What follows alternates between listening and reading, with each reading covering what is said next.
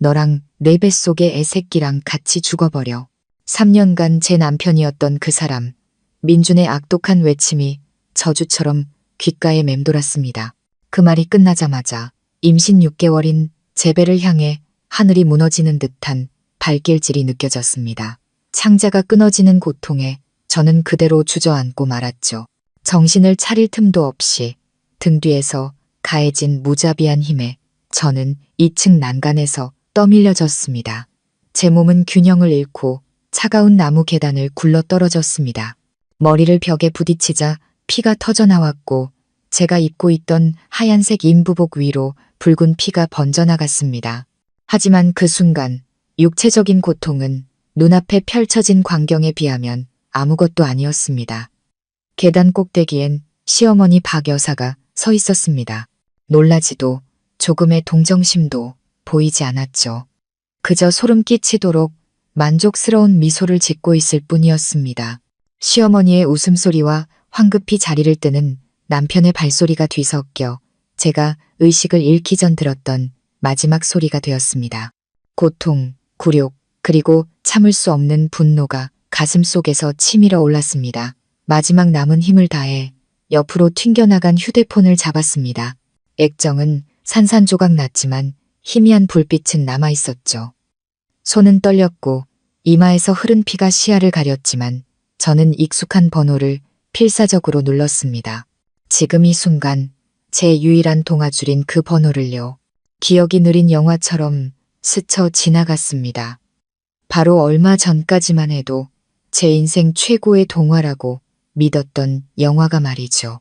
제 이름은 서연, 어릴 적 부모님을 잃고 마음씨 고운 은퇴한 초등학교 선생님 김 여사님께 입양된 고아입니다. 두 모녀의 삶은 풍족하지 않았지만 언제나 사랑으로 가득했습니다. 저는 저처럼 온전한 가정을 갖지 못한 사람에게 가장 큰 행복은 그저 따뜻한 집과 진심으로 사랑해주는 한 남자를 만나는 것이라 생각했습니다. 그리고 민준이 나타났습니다. 그는 동화 속 왕자님 같았죠. 키가 크고 잘생긴 이 지역에서 꽤 유명한 건설사 팀장이었습니다. 그는 더없이 부드럽고 낭만적으로 제게 구애했습니다. 제 가정 환경은 상관없다고 오직 제 사람과 영혼을 사랑할 뿐이라고 말했죠. 저희의 결혼식은 많은 사람들의 축복 속에서 열렸습니다. 저는 결혼식 날 서러워서가 아니라 행복해서 울었습니다. 마침내 하늘이 제게 보상해주는구나 싶었죠. 저는 그의 집으로 들어갔습니다. 서울 근교의 번듯한 2층짜리 주택이었죠. 시댁 식구는 시어머니와 민준 단둘이었습니다. 시아버지는 일찍 돌아가시고 박 여사 혼자 아들을 힘들게 키웠다고 했습니다. 처음 몇 년간 저는 효심 깊은 며느리가 되기 위해 최선을 다했습니다. 다니던 봉제 공장을 그만두고 집에서 살림하며 시어머니를 모시는 데에만 전념했죠. 매일 아침 오시면 일어나 아침 식사를 준비하고 집안을 반짝반짝하게 청소했습니다. 박 여사가 칭찬 한마디 한 적 없어도 저는 그녀가 좋아하는 음식들을 배우고 또 배웠습니다. 그녀가 몸져 누울 때면 밤을 새워 간호하고 주물러 드렸죠. 진심을 다하면 시어머니도 언젠가 저를 예뻐해 주실 거라 믿었습니다. 하지만 제 착각이었습니다. 박 여사의 눈에 저는 영원히 집안 배경도 보잘것없는 이웃에게 자랑할 거리 하나 없는 고아 며느리일 뿐이었습니다. 그녀는 저를 단 한 번도 아가라고 부르지 않았습니다. 늘 서연 씨, 댁, 아니면 그냥 어이라고 불렀죠. 식사 때마다 꼬투리를 잡아 비아냥거렸습니다. 근본도 없이 잘한 것들은 밥하는 솜씨도 이 모양이지. 혹은 댁을 보고 있으면 이 집의 복이 다 달아나는 것 같아. 그녀의 말은 바늘이 되어 제 심장을 찔렀습니다. 그럴 때마다 저는 고개를 숙인 채 눈물을 삼킬 수밖에 없었습니다. 남편인 민준을 쳐다보며 저를 감싸주길 바랐지만 그는 제 시선을 피하며 다른 반찬을 집어들고는 화제를 돌릴 뿐이었습니다. 어머니, 식기 전에 어서 드세요. 밤에 그의 품에 안겨 울면 그는 한숨을 쉬며 저를 안아줄 뿐이었습니다. 엄마가 연세가 드셔서 성격이 까다로워 그러시지 아기는 없어.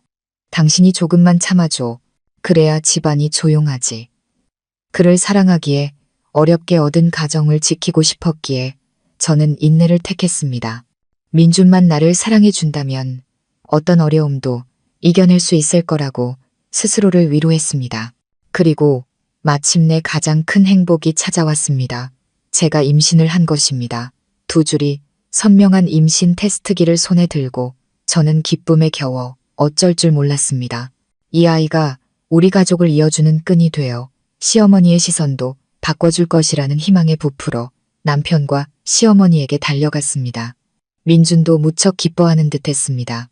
그는 저를 번쩍 들어올려 몇 바퀴나 돌았죠. 하지만 그의 기쁨은 오래가지 않았습니다. 소식을 들은 박 여사의 첫 질문은 제 건강이 아니라 초음파는 아들이야, 딸이야 라는 차가운 한마디였습니다.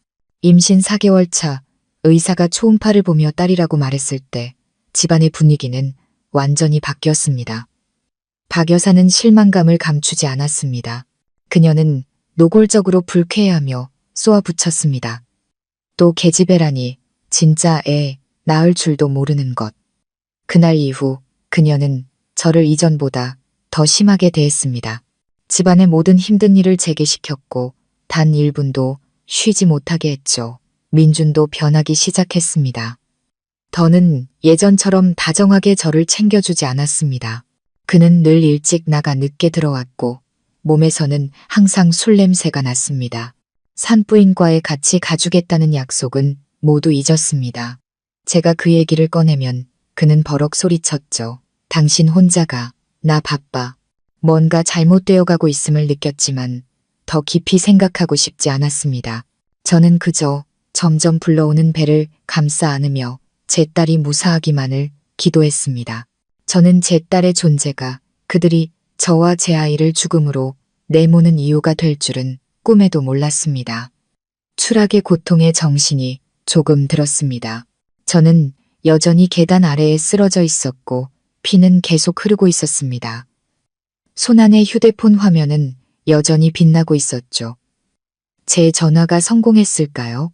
누가 와서 우리 모녀를 구해줄까요? 마음 쉼터 시청자 여러분, 이야기가 흥미로우셨다면 다음 편을 위해 좋아요와 구독 버튼을 눌러주세요. 여러분의 응원이 이 이야기를 계속 이어나갈 가장 큰 힘이 됩니다.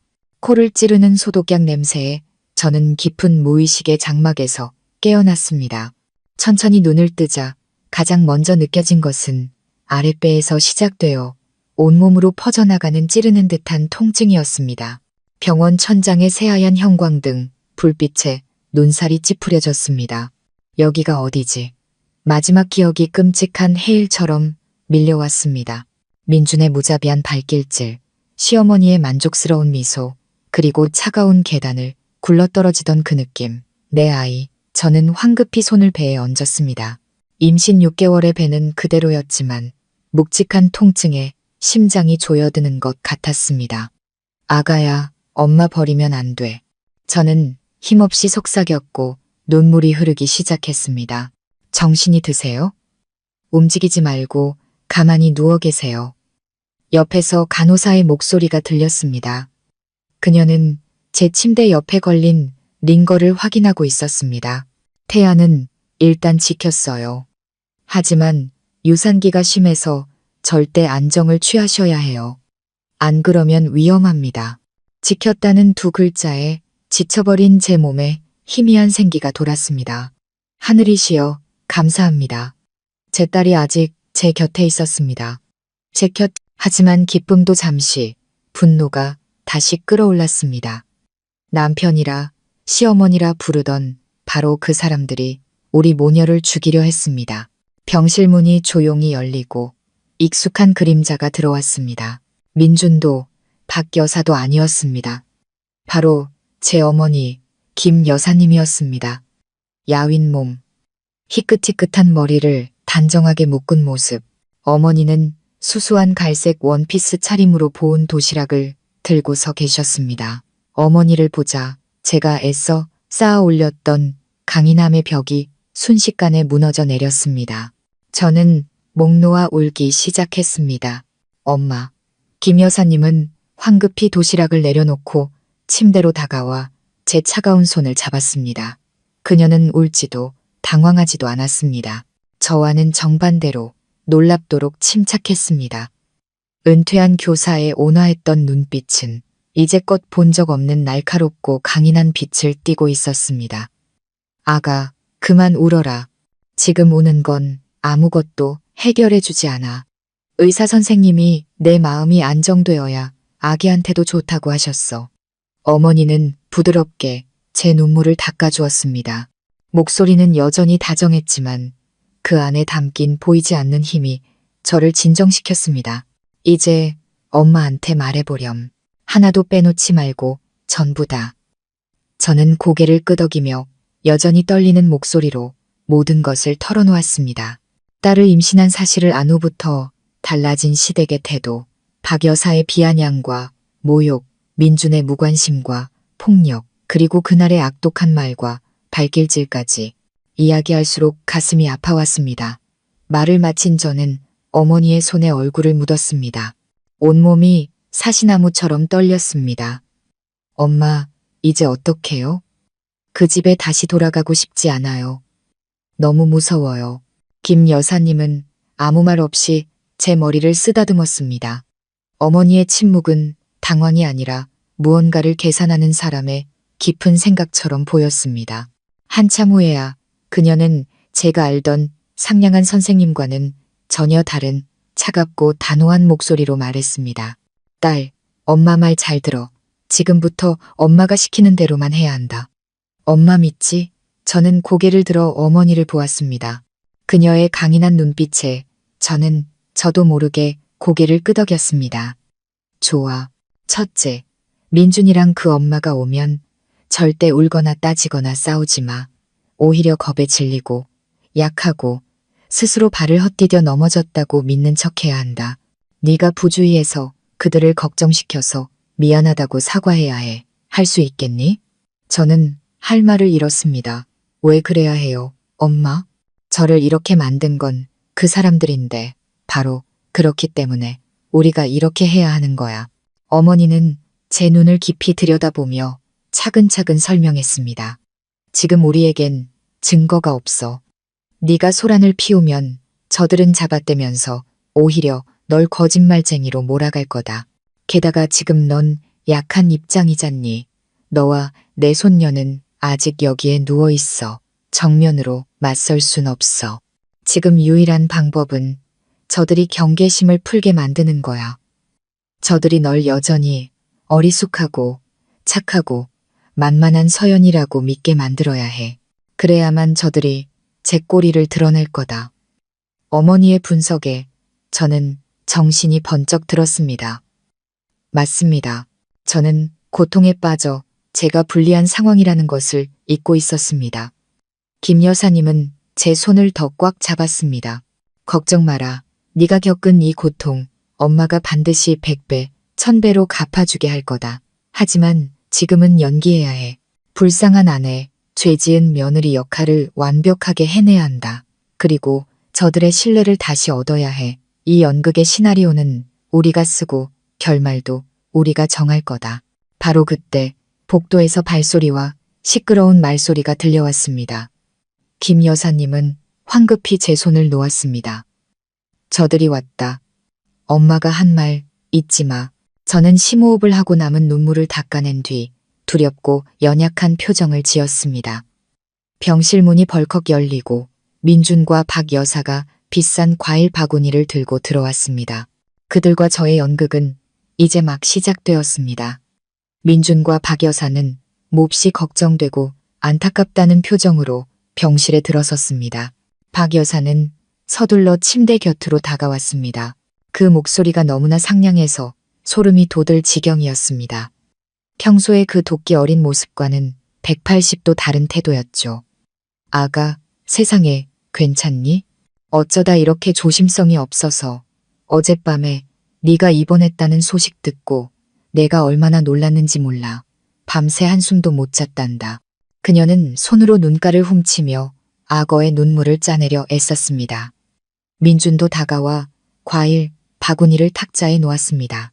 그의 얼굴은 헬쑥했고 눈가에는 다크서클이 내려와 꼭 안에 걱정의 밤을 새운 남편의 모습이었습니다. 그는 제 손을 잡으며 후회와 자책이 가득한 목소리로 말했습니다. 미안해, 서연아, 다 내 탓이야. 어제 내가 당신한테 큰 소리 치지 말았어야 했는데 그냥 당신이랑 아이 건강이 걱정돼서 그랬어. 당신이 너무 무리하는 것 같아서 나도 모르게. 그게 당신을 힘들게 해서 이런 사고까지 날 줄은 몰랐어. 그들의 연기는 너무나 완벽했습니다. 만약 제가 피해자가 아니었다면 저 역시 이 완벽한 연극에 속아 넘어갔을 겁니다. 그들은 저를 피해자에서 가해자로 자신들의 악행을 제 부주의로 인한 사고로 둔갑시키려 하고 있었습니다. 저는 김 여사님의 당부를 떠올리며 목구멍까지 차오르는 구역질을 억지로 참았습니다. 저는 눈물 어린 눈으로 그들을 보며 약하고 떨리는 목소리로 말했습니다. 어머니, 민준 씨, 죄송해요. 제가 조심하지 못했어요. 그냥 물 한 잔 마시려고 내려가다가 계단이 미끄러워서 어머니랑 민준 씨 걱정시켜드려서 정말 죄송해요.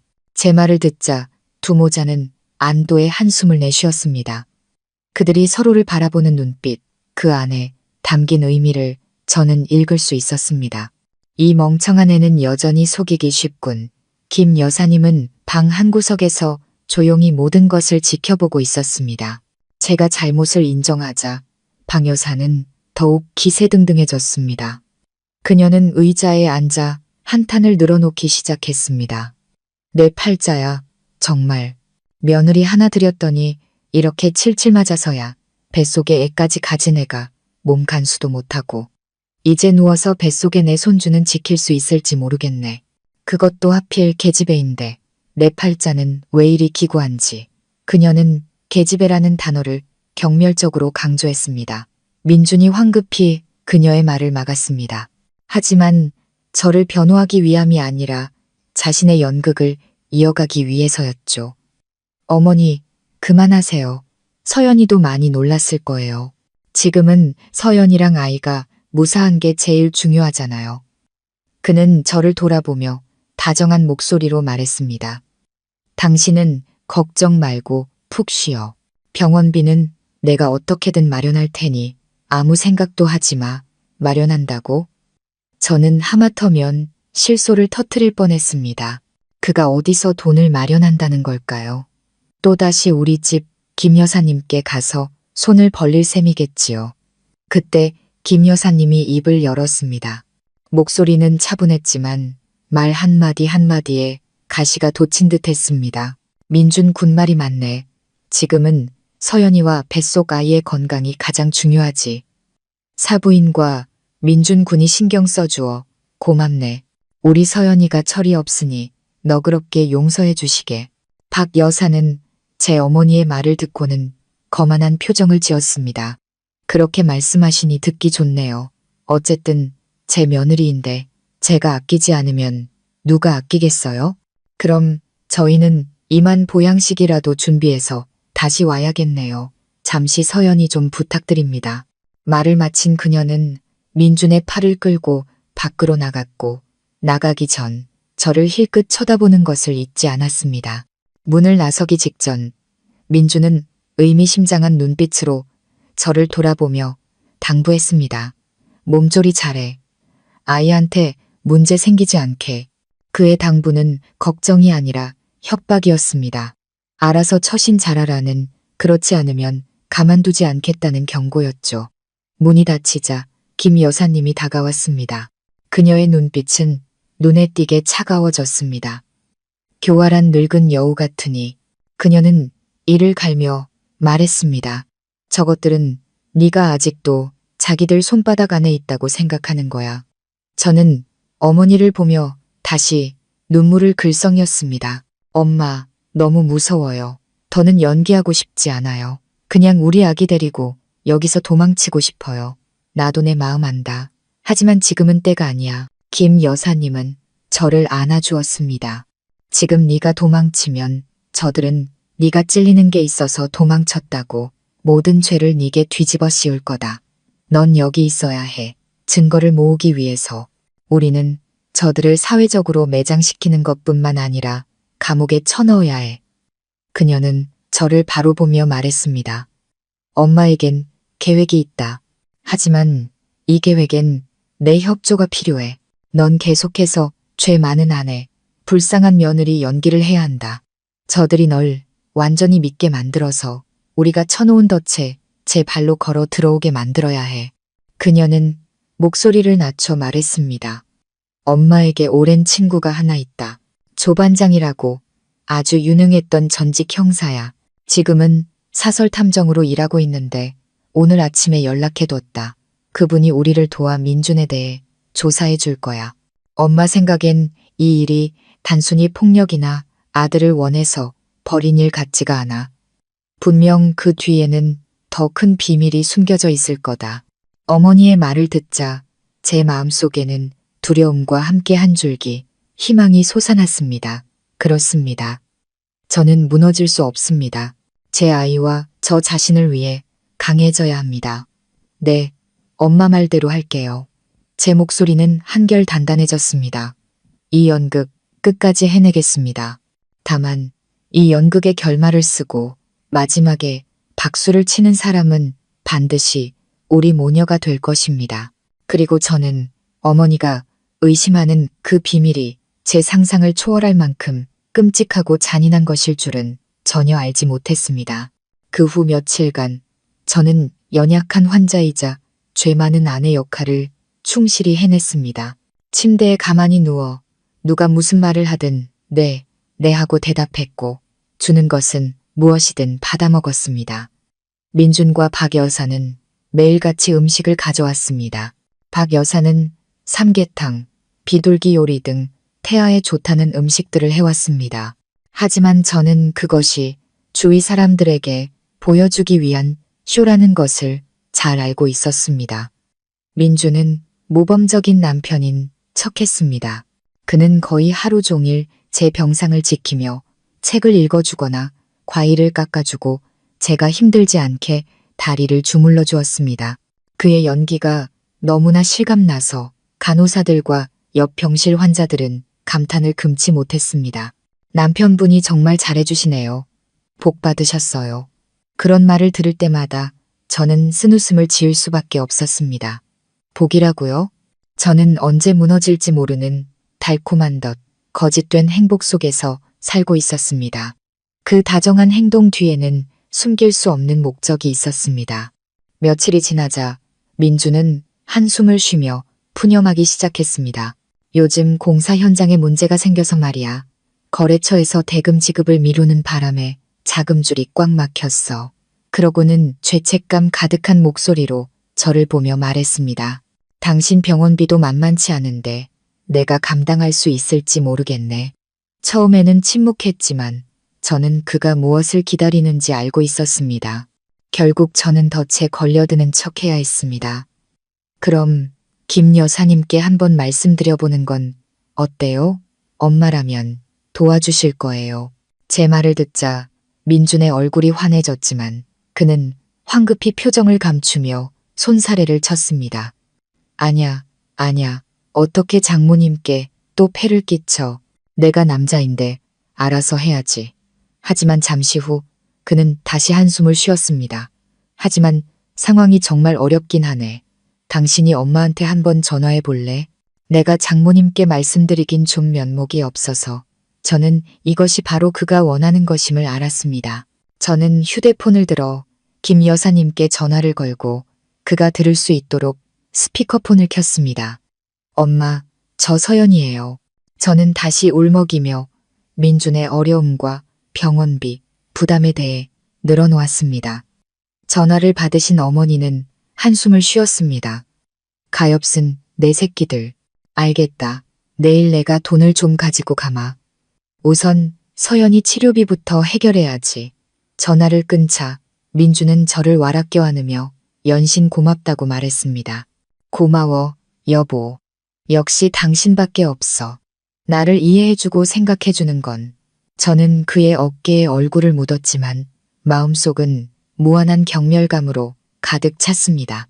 그는 폭력적인 남편일 뿐만 아니라 다른 사람의 피를 빨아먹는 거머리 같은 비열한 인간이었습니다. 제가 병원에서 연극을 하는 동안 김 여사님과 조 반장님은 은밀하게 조사를 시작했습니다. 조 반장님은 과연 노련한 전직 형사였습니다. 불과 며칠 만에 그는 첫 번째 단서를 찾아냈습니다. 어느 날 저녁 민준이 병원을 떠나자마자 김 여사님이 들어오셨습니다.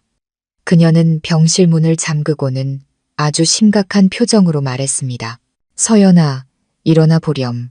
할 얘기가 있다. 그녀는 제게 얇은 서류철을 건넸습니다. 이게 조 반장님이 막 찾아낸 것들이다. 한번 보렴. 저는 떨리는 손으로 서류철을 열었습니다. 첫 장에는 멀리서 찍은 여러 장의 사진이 있었습니다. 사진 속에서 민주는 한 불법 도박장을 나오고 있었습니다. 그의 얼굴은 평소의 번듯한 모습과는 달리 초췌하고 헬쑥했습니다. 다음 장에는 상세한 채무 목록이 적혀 있었습니다.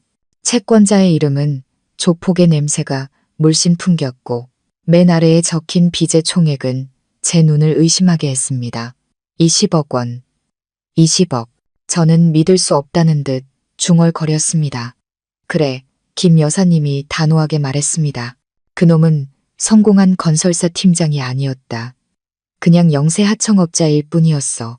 일거리도 있을 때도 있고 없을 때도 있었지만 도박이라는 더 큰 열정이 있었지.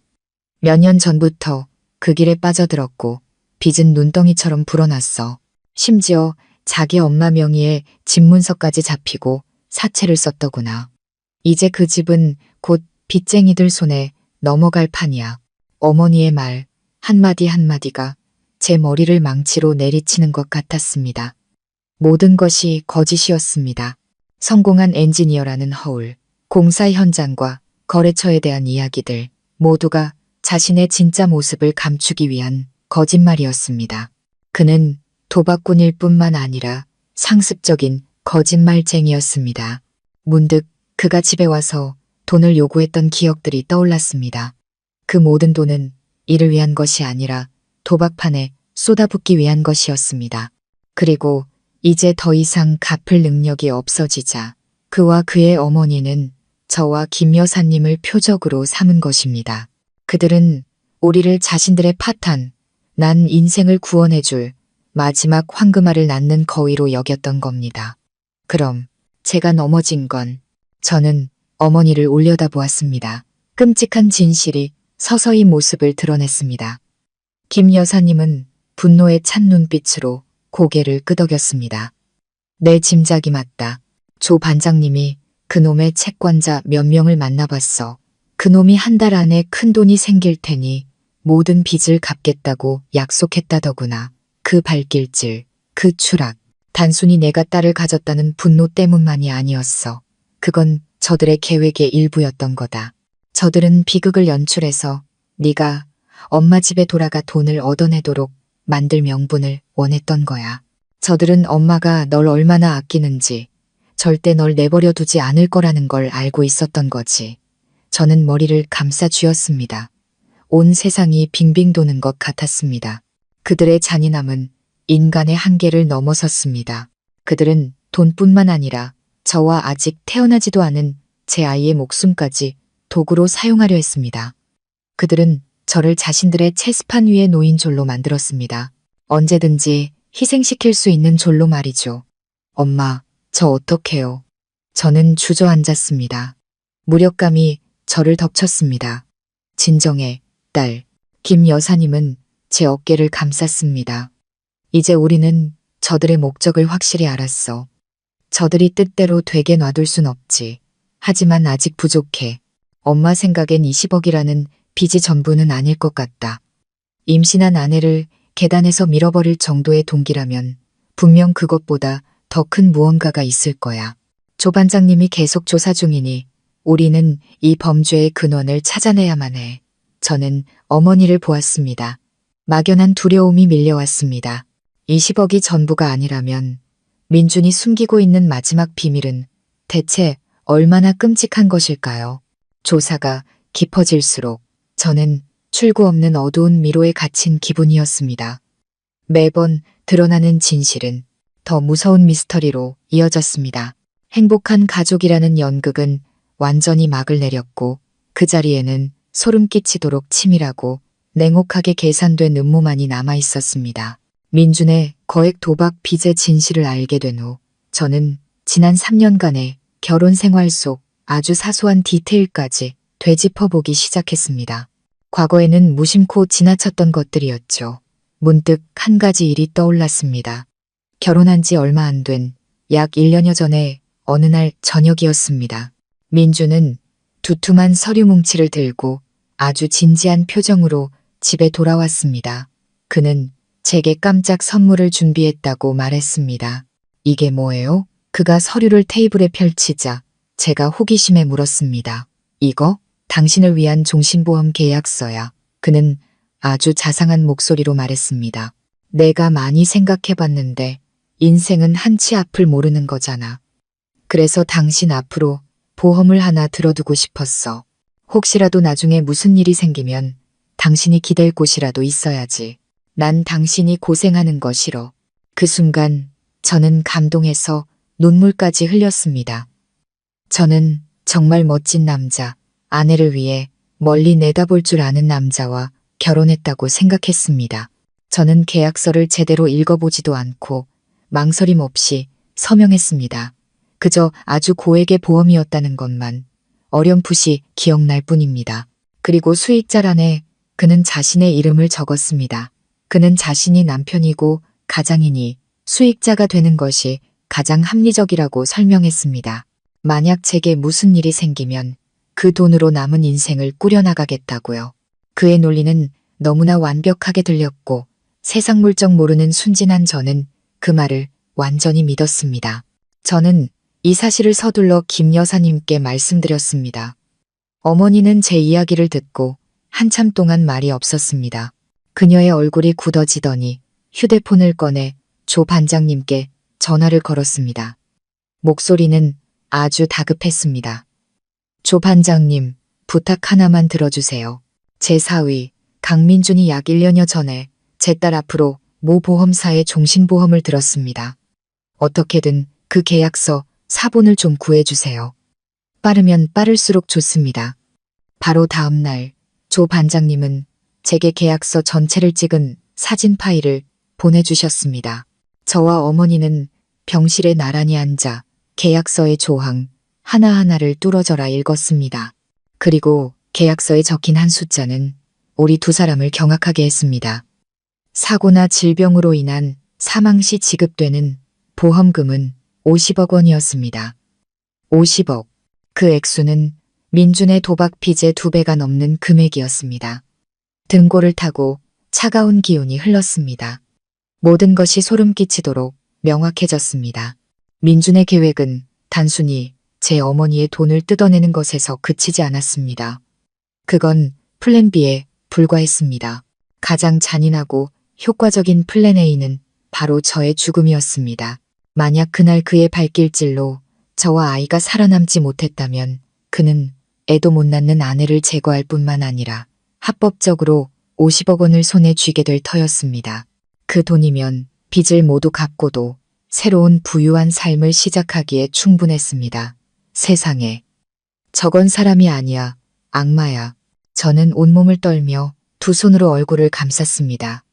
제가 그토록 사랑했던 남자가 아내와 자식을 죽일 계획을 그렇게 냉혹하게 세울 수 있었다니 믿을 수가 없었습니다. 지난 시간 동안 그가 보여줬던 사랑의 말들과 다정한 행동들, 그 모든 것이 연극의 일부였던 것입니다. 그는 저를 살찌우고 손쓸 날만을 기다리고 있었던 겁니다. 김 여사님이 저를 안아주었습니다. 어머니의 손도 떨리고 있었습니다. 진정해, 딸아. 이제 우리는 저놈의 최종 음모를 알게 됐어. 저놈은 내 돈과 목숨을 모두 원했던 거야. 절대로 저놈 뜻대로 되게 놔둘 순 없어. 그녀는 저를 보며 눈빛에 강철 같은 결의를 담았습니다. 이제 이 사건은 단순한 가정폭력의 범주를 넘어섰다. 이건 명백한 살인 미수 사건이야. 더 이상 우리끼리만 움직일 순 없어. 법의 개입이 필요해. 하지만 엄마, 아직 확실한 증거가 없잖아요. 저는 걱정스럽게 말했습니다. 이 보험 계약서는 의심스럽긴 하지만 합법적인 거예요. 이것만으로 그 사람을 기소할 순 없어요. 알고 있다. 김 여사님이 고개를 끄덕였습니다. 가장 직접적인 증거는 내 증언이겠지. 하지만 그것만으론 부족해. 우리는 다른 증거들을 더 찾아야 한다. 저놈의 본성과 모든 범죄 행위를 낱낱이 밝혀낼 수 있는 증거들을 조 반장님이 계속 조사 중이야. 아내를 죽일 계획까지 세운 놈이라면 비밀이 하나만 있지는 않을 거라고 믿는다. 저는 창밖을 보았습니다. 하늘은 여전히 푸르렀지만 제 눈에는 잿빛으로만 보였습니다. 이 싸움은 이제 자유나 돈을 위한 싸움이 아니었습니다. 생사를 건 싸움이 되었습니다. 저는 저 자신뿐만 아니라 아직 태어나지 않은 제 아이의 생명을 위해서도 싸워야 합니다. 그리고 저는 알고 있었습니다. 인간의 탈을 쓴 저 악마를 이기기 위해서는 저 역시 그보다 더 강하고 잔인해져야 한다는 것을요. 병원에서의 제 삶은 이중적인 연극으로 계속되었습니다. 낮에는 남편의 보살핌에 감사하는 연약한 아내였고, 밤에는 김 여사님, 조 반장님과 함께 민준이 그려놓은 범죄의 그림 조각들을 맞추어 나갔습니다. 조사가 깊어질수록 민준의 진짜 모습은 훨씬 더 복잡하고 무섭다는 것을 알게 되었습니다. 그는 단순히 돈에 굶주린 도박꾼, 아내를 죽이려 한 음모가를 넘어 알아주는 바람둥이였습니다. 조 반장님은 민준에게 저 말고도 여러 여자가 있었지만 그 중에서도 가장 자주 그리고 공개적으로 만나는 특별한 여자가 한 명 있다고 보고했습니다. 그 여자 이름은 김아름이야. 어느 날 저녁 김 여사님이 아주 심각한 목소리로 제게 말했습니다. 25살 부동산 회사 영업사원인데 젊고 예쁘고 아주 놀 줄 아는 여자라더구나. 어머니는 제게 사진 한 뭉치를 건넸습니다. 사진 속에서 민준과 김아름은 아주 다정하게 팔짱을 끼고 고급 레스토랑을 나오고 있었습니다. 다른 사진에서는 함께 영화를 보고 있었고 또 다른 사진에서는 명품 매장 앞에서 양손 가득 쇼핑백을 들고 서 있었습니다. 그녀 옆에서 환하게 만족스러운 미소를 짓고 있는 민준을 보니 제 가슴이 다시 아파왔습니다. 아주 오랫동안 제가 보지 못했던 미소였습니다. 예상했던 배신이었지만 여전히 고통스러웠습니다.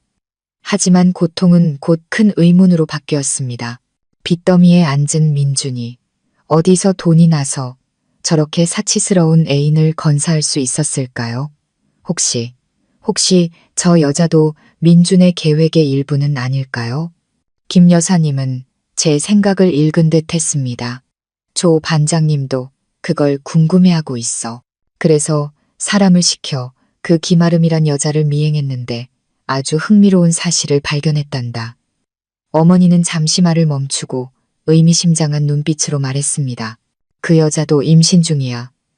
벌써 4개월 정도 됐다고 하더구나. 이 소식은 제 머릿속에서 터진 또 하나의 폭탄 같았습니다. 그는 바람을 피운 것뿐만 아니라 다른 여자와 아이까지 가진 것입니다. 제 뱃속의 딸을 죽이려 하면서 다른 한편으로는 또 다른 아이의 탄생을 손꼽아 기다리고 있었던 겁니다. 그리고 더 흥미로운 게 뭔지 아니? 김 여사님이 말을 이었습니다. 내 시어머니 박 여사는 그 여자와 아이의 존재를 아주 잘 알고 있었어. 심지어 자주 따로 만나서 쇼핑도 시켜주고 맛있는 것도 사주며 아들보다 더 아낀다더구나. 저는 할 말을 잃었습니다. 모든 것이 제 상상을 초월했습니다.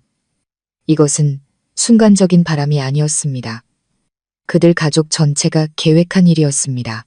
그들은 저를 죽여 보험금을 타내려 했을 뿐만 아니라 자신들에게 아들을 낳아줄 새로운 며느리, 새로운 대리모를 원했던 것입니다. 김아름이 초음파를 봤는데 아들이라고 박 여사에게 말했다더구나. 김 여사님이 뱉은 마지막 말은 모든 것을 설명해 주었습니다. 장손. 저는 중얼거렸습니다. 그 두 글자가 어찌나 쓰라리던지요. 박 여사가 제게 보였던 그 모든 경멸과 냉대, 민준의 폭력과 잔인함, 그 모든 것이 대를 이을 손자에 대한 집착에서 비롯된 것이었습니다. 저는 그들의 목적을 이루기 위한 도구이자 장애물에 불과했습니다. 제가 그 요구를 충족시켜주지 못하자 그들은 저를 버릴, 심지어 잔인하게 제거할 준비가 되어 있었던 겁니다. 이제야 저는 왜 박 여사가 며느리가 계단에서 떠밀리는 것을 보며 그렇게 만족스러운 미소를 지을 수 있었는지 이해했습니다. 그녀의 눈에 저와 제 뱃속에 따른 자식도 손녀도 아니었기 때문입니다. 우리는 그저 왕자님과 그 어머니를 맞이하기 위해 치워져야 할 장애물일 뿐이었습니다. 엄마, 이제 어떡해요? 저는 어머니를 보았습니다. 무력감과 혐오감이 극에 달했습니다. 우리는 이제 그놈의 외도와 내 재산을 노린 음모에 대한 충분한 증거를 확보했다. 김 여사님이 단호하게 말했습니다. 하지만 살인 미수 혐의를 입증하려면 결정적인 한 방이 더 필요해. 저놈이 스스로 악마의 본성을 드러내게 만들어야 한다. 그리고 엄마는 어떻게 해야 할지 알 것 같구나. 그녀는 제 귀에 바싹 다가와 자신의 계획을 속삭였습니다. 어머니의 계획은 아주 대담하고 위험하기까지 했지만 그들 가족의 모든 범죄를 폭로할 수 있는 유일한 방법이었습니다. 계획을 들은 저는 잠시 망설였지만 뱃속에서 매일 자라나는 제 딸의 모습을 떠올리자 힘이 솟았습니다. 제 아이가 안전한 미래 없이 태어나게 할 수는 없습니다. 저 악독한 자들이 법의 심판을 받지 않고 계속 활개치게 둘 수는 없습니다. 할 수 있어요. 저는 결연한 목소리로 말했습니다. 이 연극은 이제 클라이맥스로 치달아야 할 때였고 수동적인 배우였던 저는 이제 저 탐욕스럽고 사악한 꼭두각시들의 모든 움직임을 조종하는 감독이 될 것입니다. 저는 가장 현명한 김 여사님조차 예상치 못했던 훨씬 더 끔찍한 진실이 곧 드러날 것이라는 사실을 알지 못했습니다. 도박빚, 보험계약, 그리고 민준의 외도에 대한 결정적인 증거들을 손에 쥔 후 김 여사님은 이제 행동에 나설 때라고 결심했습니다. 하지만 반격을 시작하기 전 그녀는 제가 알아야 할 마지막 진실, 가장 중요한 진실이 하나 있다고 말했습니다. 그날 밤 조용한 병실에서 김 여사님은 제 맞은편에 앉았습니다. 그녀에게서는 지난 며칠간 보여주었던 강인하고 날카로운 모습은 찾아볼 수 없었습니다. 대신 그녀의 얼굴에는 깊은 고뇌와 수십 년간 숨겨온 죄책감이 어려 있었습니다. 서연아, 그녀의 목소리는 낮고 잠겨 있었습니다. 너는 아마 궁금했을 거다. 평범한 초등학교 교사인 내가 어떻게 조 반장님 같은 사람을 알고 또 어떻게 이 모든 일을 이렇게 침착하고 조리 있게 처리할 수 있었는지. 저는 조용히 고개를 끄덕였습니다. 늘 궁금했지만 감히 물어보지 못했던 질문이었습니다. 저는 그저 어머니의 연륜과 지혜 덕분이라고만 생각했습니다. 왜냐하면 교사가 되기 전 엄마는 다른 사람이었기 때문이야. 김 여사님은 한숨을 쉬었습니다. 엄마는 변호사였단다. 아주 특별한 한 여인의 개인 변호사이자 가장 가까운 친구였지. 그 사람이 바로 내 친어머니란다. 제 온몸이 그대로 굳어버렸습니다. 친어머니, 단 한 번도 들어본 적 없는 분이었습니다. 저는 그저 보육원에서 김 여사님께 입양된 고아라고만 알고 있었습니다. 어릴 때부터 어머니가 제게 들려주신 이야기였죠. 미안하다, 서연아. 수십 년 동안 너를 속여야만 했어. 김 여사님은 제 손을 잡았습니다. 그녀의 눈시울이 붉어졌습니다. 넌 고아가 아니야. 넌 흥성그룹 황남규 회장님과 김지수 사모님의 유일한 딸이다. 흥성그룹. 그 이름은 제 귀에 벼락처럼 내리꽂혔습니다. 국내 최대 부동산 그룹 중 하나, 제가 신문에서나 이름을 들어봤던 거대한 제국이었습니다. 시골 출신의 평범한 여자, 남편에게 버림받은 제가 그런 재벌의 상속녀라고요? 너무나 황당한 이야기였습니다. 아니에요. 그럴 리가 없어요. 저는 더듬거리며 말했습니다. 그럼 왜 저는 보육원에 있었던 거죠? 제 부모님은 어디 계세요? 내 부모님은 김 여사님의 목소리가 메었습니다. 20년 전 네가 겨우 1살이었을 때 끔찍한 교통사고로 돌아가셨단다. 어머니는 과거의 비극적인 이야기를 들려주었습니다. 제 부모님은 유능한 사업가였지만 그만큼 사업계의 적도 많았습니다. 그 사고는 음주운전으로 결론났지만 김 여사님은 항상 그 배우에 음모가 있다고 믿었습니다. 사고가 나기 전 제 어머니인 김지수 사모님은 불길한 예감을 느꼈던 것 같습니다. 그녀는 비밀리에 김 여사님을 만나 쇠상자 하나와 친필 편지를 건넸습니다. 내 엄마는 내게 이렇게 말했단다. 김 여사님은 눈물을 글썽이며 말을 이었습니다. 혹시라도 우리 부부에게 무슨 일이 생기면 아이를 데리고 아주 먼 곳으로 가서 이름도 바꾸고 평범하게 키워달라고. 아이가 위험과 음모로 가득한 세상에서 살게 하고 싶지 않다고 했어. 내게 평온한 삶을 주고 싶어 했지. 그 쇠상자에는 유언장 전체와 제 신분을 증명하는 법적 서류, 그리고 주식, 부동산, 현금으로 봉인된 막대한 재산이 들어 있었습니다.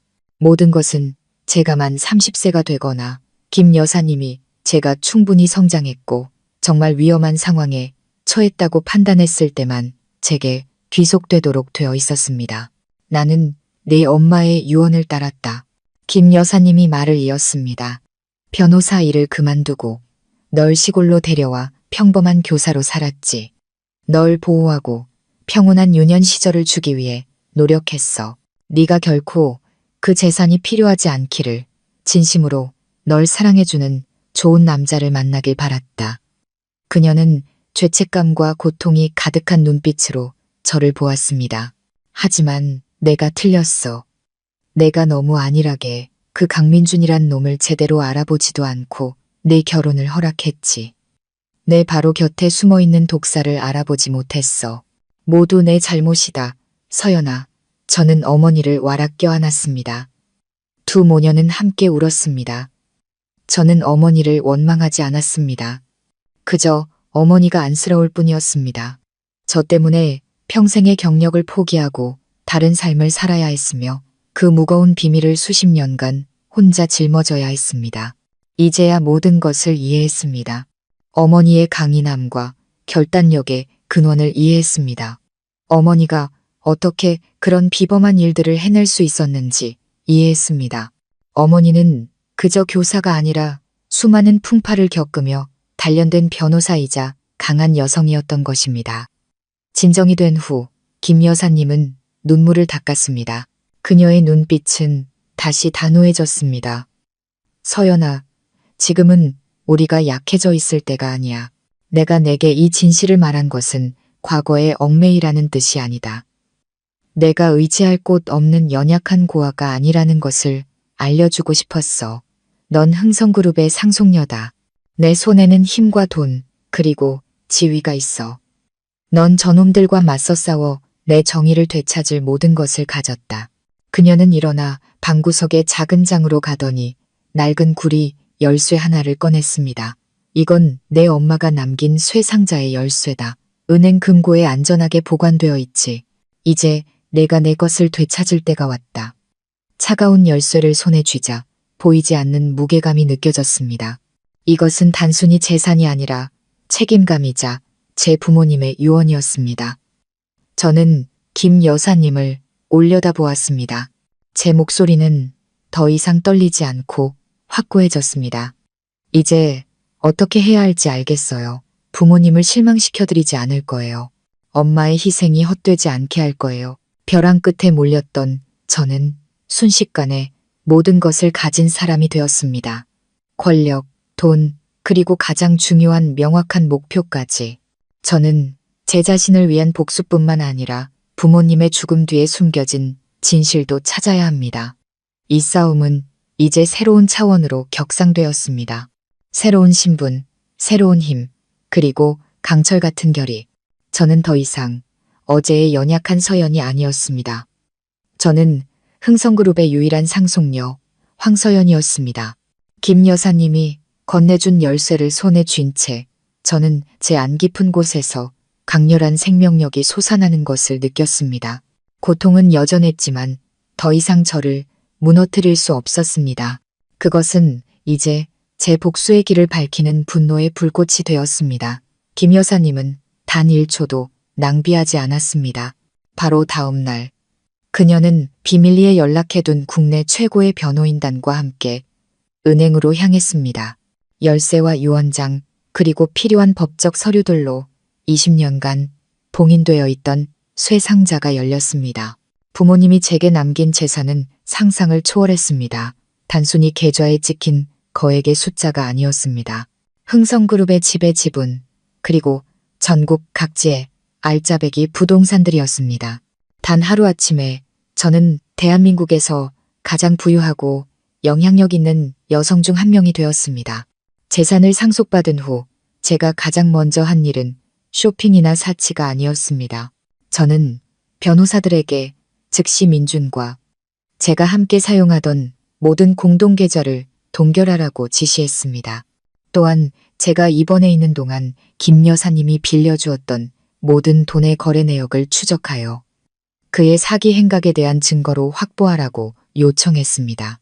다음 단계, 그리고 가장 중요한 단계는 강민준이라는 교활한 여우와 그의 가족을 덫으로 유인할 완벽한 연극을 꾸미는 것이었습니다. 저는 단순히 법정에서 그의 가면을 벗기는 것으로는 만족할 수 없었습니다. 그건 너무 쉬운 방법이었습니다.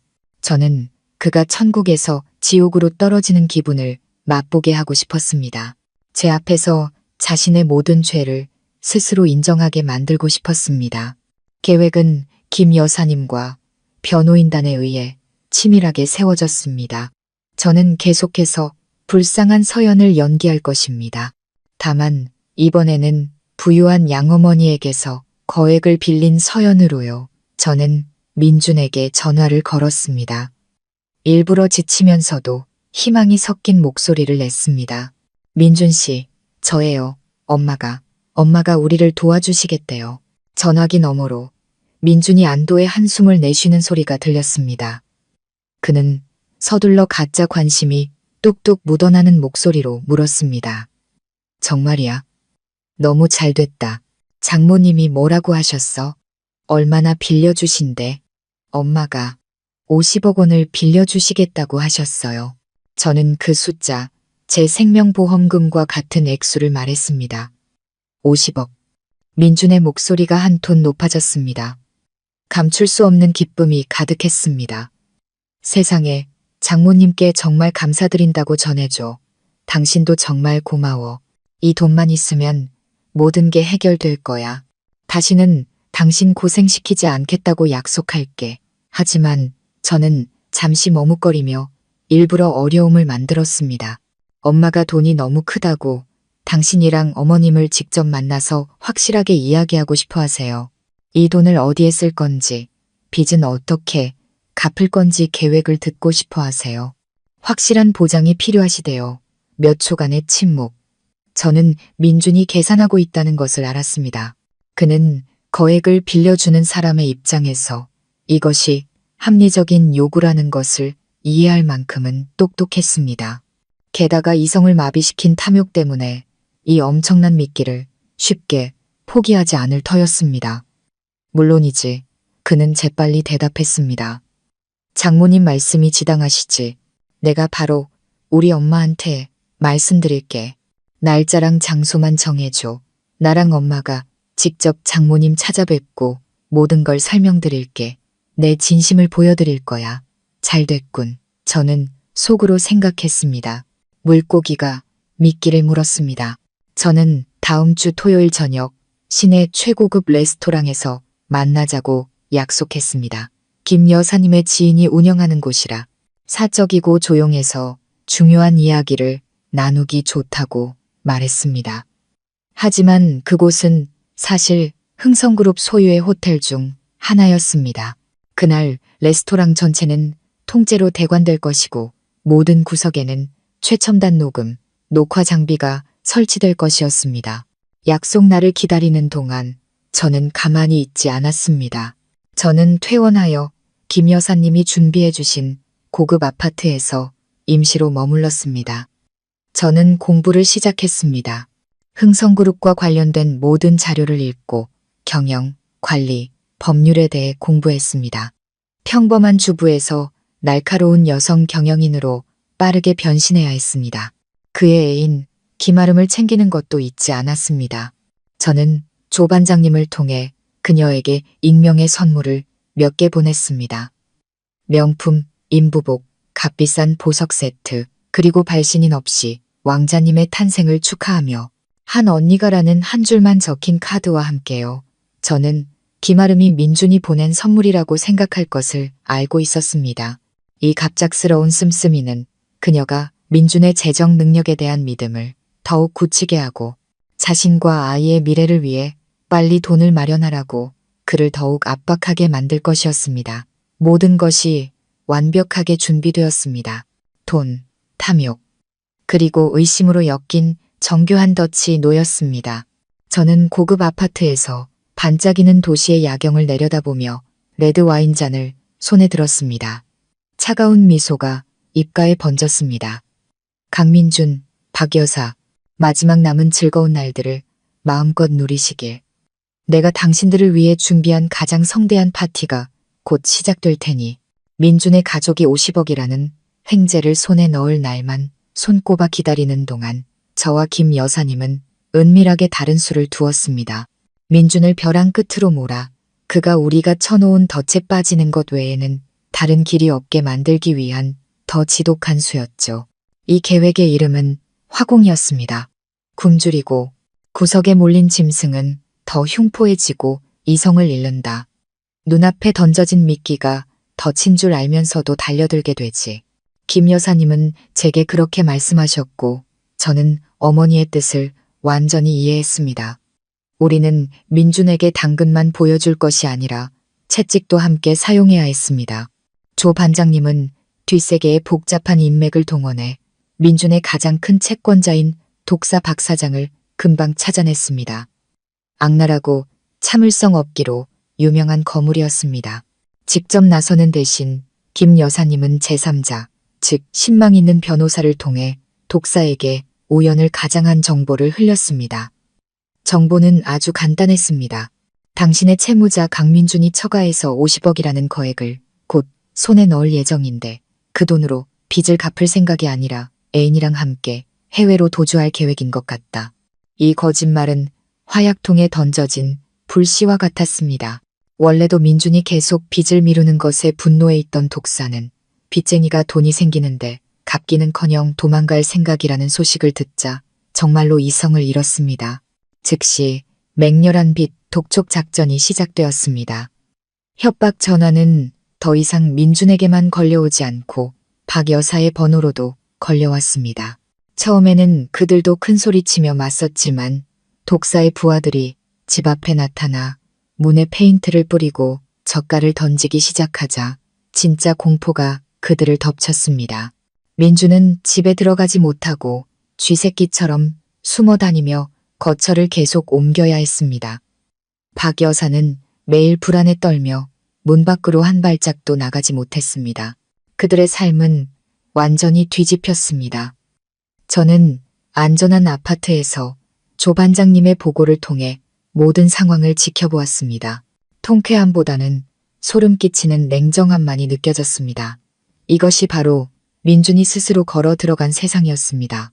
패닉에 빠진 민준은 제게 계속 전화를 걸어왔습니다. 그는 더 이상 침착하고 신사적인 모습을 유지하지 못했습니다. 전화기 너머 그의 목소리는 다급함과 공포로 가득 차 있었습니다. 서연아, 제발 나 좀 살려줘. 빚쟁이들이 너무 심하게 굴어. 우리 가족을 가만두지 않겠다고 협박해. 장모님께 말씀드려서 돈을 좀 더 일찍 받을 수는 없을까? 나 정말 더는 못 버티겠어. 저는 여전히 걱정하면서도 어쩔 수 없다는 아내를 연기했습니다. 저도 너무 걱정되지만 엄마가 주말에 양가 부모님이 다 모인 자리에서만 돈을 주시겠다고 하셨어요. 그게 나중에 뒷말이 안 나오게 저를 보호하는 방법이래요. 저도 엄마를 설득해 보려고 했는데 워낙 완고하셔서 저는 일부러 김 여사님을 아주 원칙적이고 까다로운 사람으로 묘사했습니다. 이는 민준으로 하여금 주말의 만남이 그의 유일하고 마지막 기회라고 믿게 만들었습니다. 벼랑 끝에 몰려 다른 선택지가 없어진 민준은 이를 악물고 기다릴 수밖에 없었습니다. 그는 독사에게 주말만 지나면 원금과 이자를 모두 갚을 수 있는 돈이 생긴다고 약속까지 했습니다. 그는 스스로 도마 위에 올랐고 이제 돌아갈 길은 없었습니다. 한편 제가 김아름에게 보낸 익명의 선물도 효과를 발휘했습니다. 그녀는 계속해서 새 옷과 새 보석 사진을 소셜미디어에 올리며 곧 다가올 밝은 미래에 대한 암시적인 글들을 남겼습니다. 이것은 민준에게 더 큰 압박을 주었을 뿐만 아니라 우연히도 타인의 고통 위에서 사치를 즐기는 그녀의 모습을 보여주는 또 다른 증거가 되었습니다. 모든 것이 계획대로 진행되고 있었습니다. 먹잇감은 구석에 몰렸고 굶주림과 공포 그리고 탐욕에 휩싸여 있었습니다. 그는 50억이라는 미끼를 향해 달려갈 날만 손꼽아 세고 있었지만 그것이 자신과 자신의 가족을 위해 특별히 준비된 마지막 만찬이라는 사실은 꿈에도 몰랐습니다. 올가미는 서서히 조여졌고 정확한 순간에 당겨지기만을 기다리고 있었습니다. 그리고 인내심 많은 사냥꾼인 저는 그 순간을 침착하게 기다리고 있었습니다.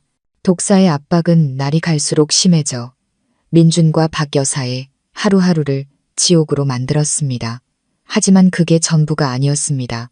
김 여사님 계획의 다음 수는 적의 내부에서부터 전쟁을 일으키기 위한 심리전이었습니다. 목표는 다름 아닌 김아름, 장손에 대한 희망과 부유한 미래에 대한 꿈에 부풀어 있는 그 애인이었습니다. 김 여사님 말씀이 맞았습니다. 거짓과 탐욕 위에 세워진 동맹은 결코 견고할 수 없습니다.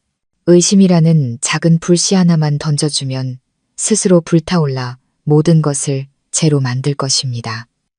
이번 실행자는 변호사나 탐정이 아닌 한 여성이었습니다.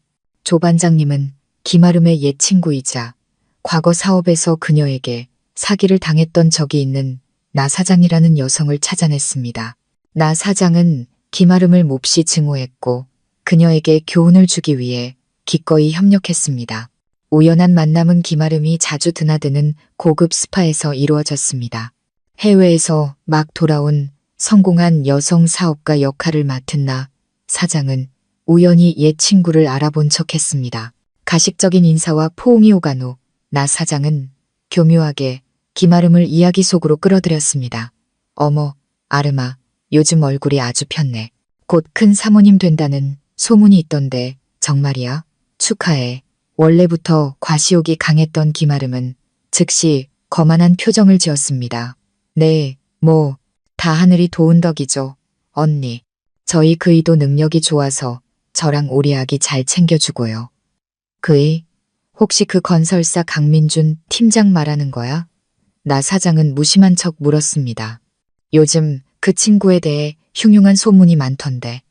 듣자 하니 도박 빚더미에 앉아서 빚쟁이들한테 쫓겨다니느라 발붙일 곳도 없다던데. 심지어 어떤 돈 많은 노부인한테서 큰 돈을 사기쳐서 빚 갚고 해외로 튈 계획이라는 말도 있고. 너 그 친구랑 친하다면서 혹시 이 얘기 들어봤어? 조심해. 도박하는 남자는 믿을 게 못 돼. 오늘은 널 사랑한다고 해도 내일은 널 팔아넘길지 누가 알겠어. 나 사장의 말 한마디 한마디는 김아름의 환상이라는 풍선을 찌르는 바늘과 같았습니다. 그녀의 의기양양한 표정은 순식간에 사라지고 그 자리에 혼란과 의심이 들어섰습니다. 그녀는 애써 웃으며 나 사장이 어딘가에서 잘못 들은 것이라고, 민주는 자신을 아주 사랑하며 곧 사업으로 큰 돈이 생길 것이라고 말했습니다. 하지만 의심의 씨앗은 이미 뿌려졌습니다. 그날 밤 조 반장님은 김아름이 민준과 전화로 대판 싸웠다고 보고했습니다. 그녀는 그에게 빚 문제와 노부인 사기 계획에 대해 따져 물었습니다.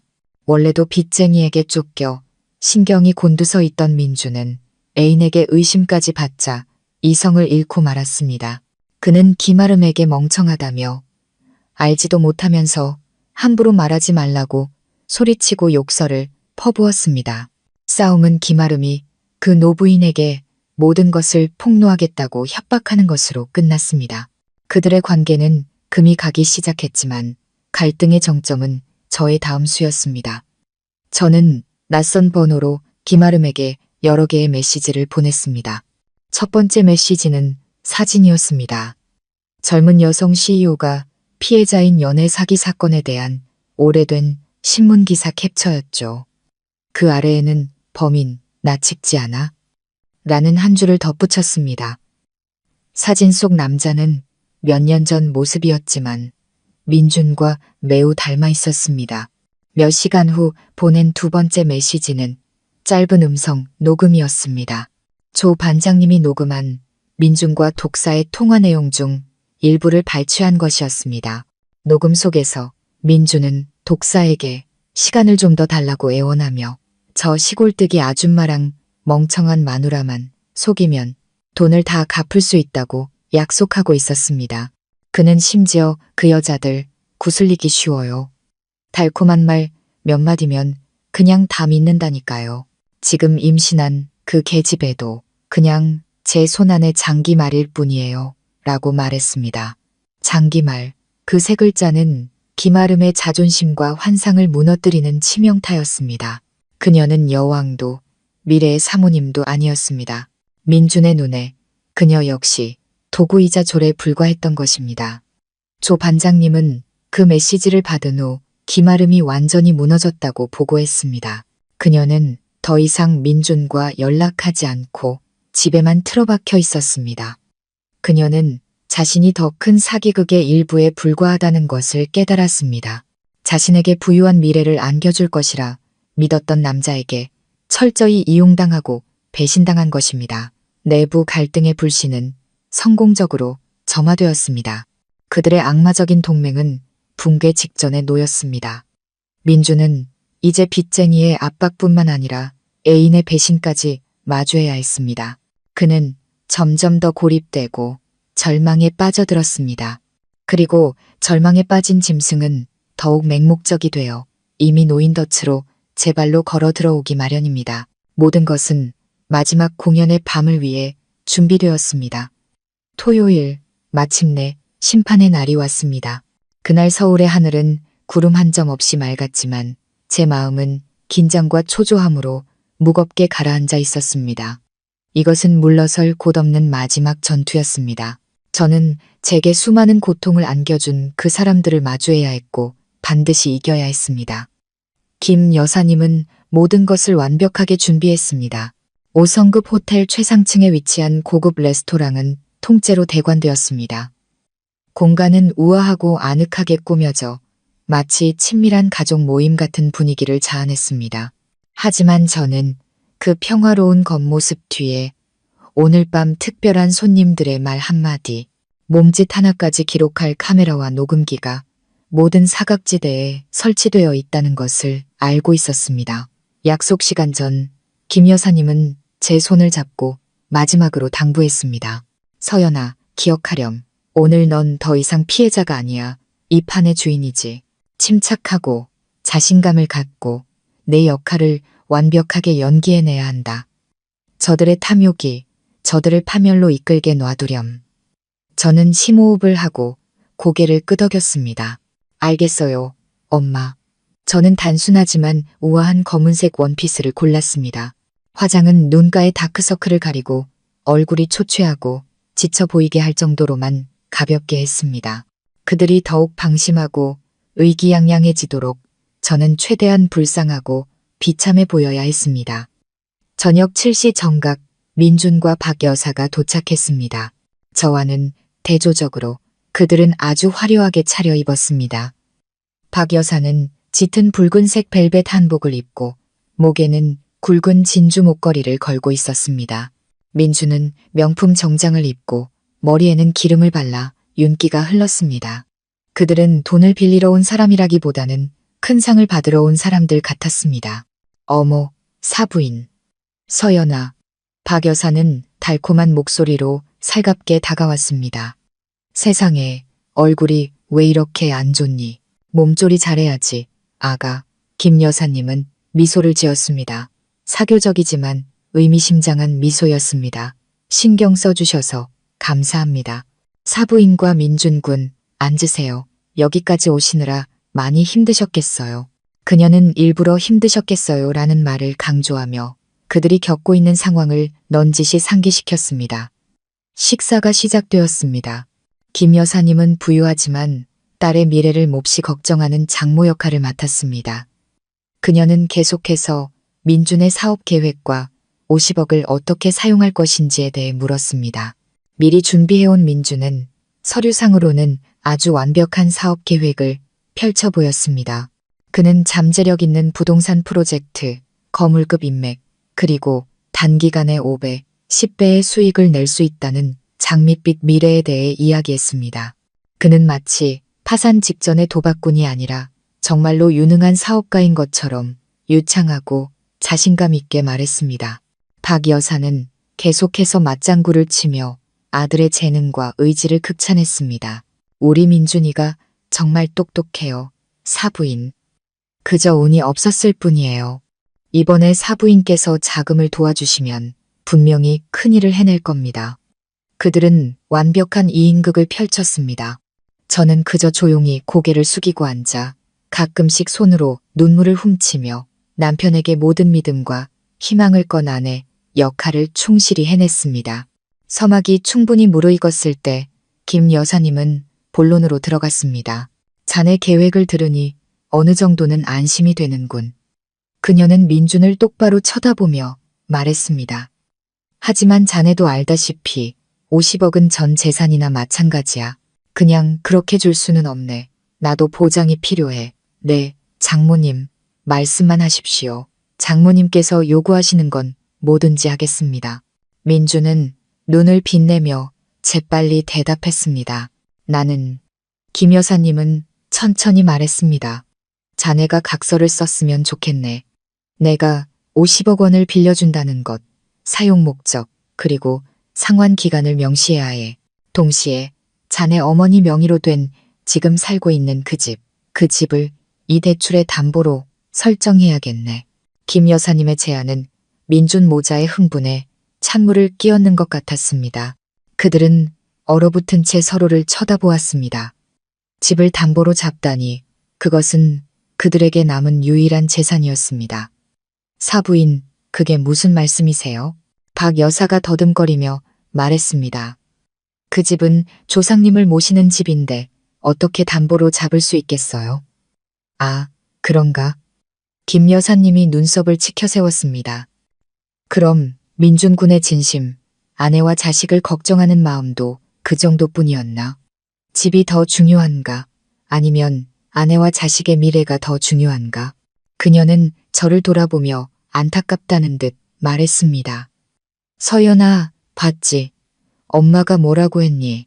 이 지경까지 와서도 저들은 너와 손익을 계산하고 있잖니. 저는 테이블에 얼굴을 묻고 목 놓아 울기 시작했습니다. 엄마, 저 너무 힘들어요. 저와 어머니의 연극은 그들을 진퇴양난의 상황으로 몰아넣었습니다. 동의하지 않으면 50억을 잃고 동의하면 마지막 남은 재산을 걸어야 했습니다. 탐욕과 절망이 그들의 머릿속에서 격렬하게 싸우고 있었습니다. 민주는 김 여사님의 단호한 표정과 제 비참한 모습을 보며 이를 갈았습니다. 그는 자신에게 다른 선택지가 없다는 것을 알았습니다. 알겠습니다. 그는 힘겹게 말했습니다. 동의하겠습니다. 지금 저희를 도와주시기만 한다면 집을 담보로 잡는 것쯤은 문제 없습니다. 좋아. 김 여사님은 미소를 지으며 가방에서 미리 준비해온 서류 뭉치를 꺼냈습니다. 우리 변호사가 계약서를 미리 준비해뒀네. 두 모자가 꼼꼼히 읽어보고 여기에 서명하게. 민준과 박 여사는 황급히 계약서를 낚아채듯 받아 훑어보았습니다. 그들은 50억이라는 숫자에만 정신이 팔려 그 안에 교묘하게 삽입된 엄격한 법적 조항들은 신경 쓰지 않았습니다. 그들은 재빨리 서명하고 지장을 찍었습니다. 마지막 획이 그어지자 김 여사님은 태연하게 계약서를 챙겼습니다. 그녀는 그들을 보며 입가에 알 수 없는 미소를 띄었습니다. 자, 됐군요. 이제 진짜 이야기를 시작해볼까요? 민준과 박 여사는 제 어머니가 무슨 말을 하는지 이해하지 못한 채 어리둥절한 표정을 지었습니다. 저는 시계를 보았습니다. 약속된 시간이 다가오고 있었습니다. 이제 몇 분만 지나면 마지막 벨벳 커튼이 올라갈 것입니다. 진짜 이야기요? 민준이 어리둥절하게 되물었습니다. 그의 입가에 걸려있던 의기양양한 미소는 아직 채 사라지지 않은 상태였습니다. 무슨 말씀이세요, 장모님? 저희 이야기는 아까 다 해드렸잖아요. 박 여사도 이해할 수 없다는 표정이었지만 그녀의 눈에는 이미 약간의 불안감이 깃들기 시작했습니다. 김 여사님은 바로 대답하지 않고 여유롭게 찻잔에 차를 따르며 한 모금 마셨습니다. 그녀의 침착함은 방 안의 공기를 더욱 숨막히게 만들었습니다. 자네가 방금 들려준 이야기는 어머니는 여전히 평온한 목소리로 말을 시작했습니다. 아주 훌륭한 이야기였네. 유능하지만 운이 따르지 않는 남편, 아들을 위해 헌신하는 어머니, 아주 감동적이었지. 하지만 그게 전부 진실일까? 그녀는 찻잔을 내려놓고 민준의 눈을 똑바로 쳐다보았습니다. 아니면 우리 도박 이야기부터 시작해볼까? 독사 박 사장에게 진 빚 20억 원에 대해서 말이야. 민준의 안색이 즉시 변했습니다. 그는 종이장처럼 하얗게 질렸고 입가의 미소는 그대로 굳어버렸습니다. 박 여사는 입을 떡 벌린 채 더듬거렸습니다. 독사라니요?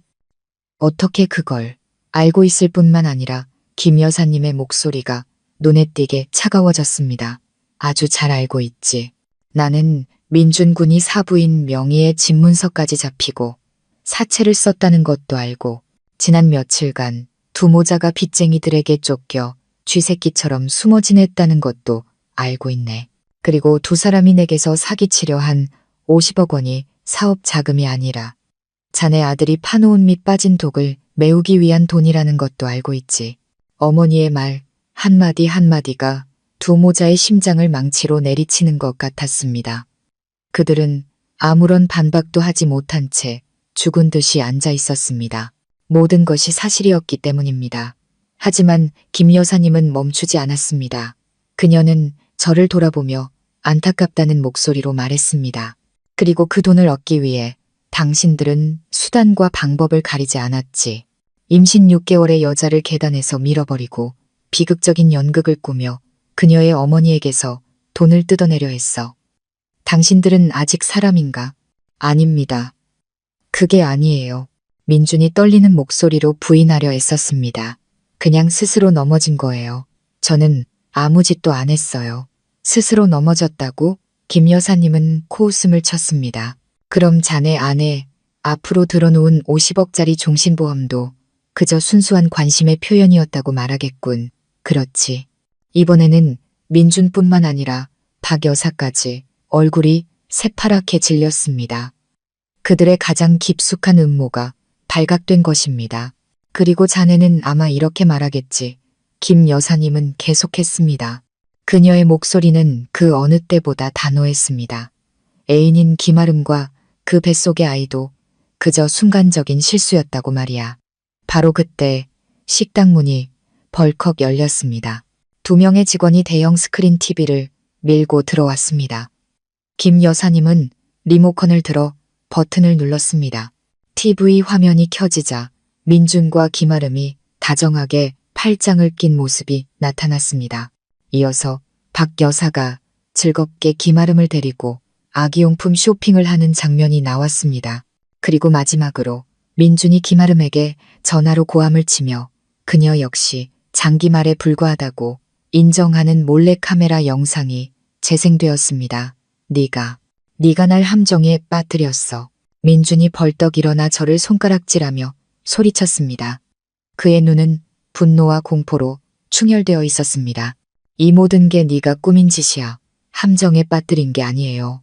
저는 차갑게 대답하며 처음으로 고개를 들고 그와 마주했습니다. 나는 그냥 모든 사람에게 당신의 진짜 모습을 보여줬을 뿐이에요. 도박꾼, 폭력, 남편, 바람둥이, 그리고 재산을 노리고 아내와 자식까지 죽이려 한 살인 미수범. 더 할 말 있나요? 나의 소중한 남편. 아이고, 세상에. 박 여사는 그제야 정신을 차린 듯 했습니다. 그녀는 소리를 지르며 바닥에 주저앉아 떼를 쓰기 시작했습니다. 이 집에 복이 없어서 저런 유물을 들였구나. 저게 우리 집안을 다 망쳤어. 하지만 그녀의 익숙한 연극은 더 이상 효과가 없었습니다. 김 여사님이 신호를 보내자 문이 다시 한번 열렸습니다. 이번에 들어온 사람은 직원이 아니었습니다. 조 반장님이었죠. 그리고 그의 뒤에는 제복을 입은 2명의 경찰관이 서 있었습니다. 박 여사님, 강민준 씨. 조 반장님이 엄숙하게 말했습니다. 2분을 상해 및 사기 혐의로 체포합니다. 서로 동행해 주시죠. 박 여사는 울음까지 멈춘 채 얼어붙었습니다. 민주는 다리에 힘이 풀린 듯 주저앉았습니다. 그는 증오와 애원이 뒤섞인 눈빛으로 저를 쳐다보았지만 저는 외면했습니다. 모든 원한은 이제 법으로 해결해야 할 때였습니다. 경찰이 다가와 민준에게 수갑을 채우려는 순간 또 다른 예상치 못한 일이 벌어졌습니다. 차가운 금속 수갑이 민준의 손목에 채워지기 직전 그가 자신의 인생이 돌이킬 수 없는 죄악으로 끝장났다고 생각한 바로 그 순간 분노와 경멸이 가득한 날카로운 목소리가 문 쪽에서 들려와 방 안의 팽팽한 공기를 찢었습니다. 잠깐만요. 저와 김 여사님, 심지어 임무를 수행 중이던 경찰관들까지 모두가 무심코 소리가 난 쪽을 돌아보았습니다. 문지방에 서서 한 손을 허리에 얹고서 있는 사람은 김아름이었습니다.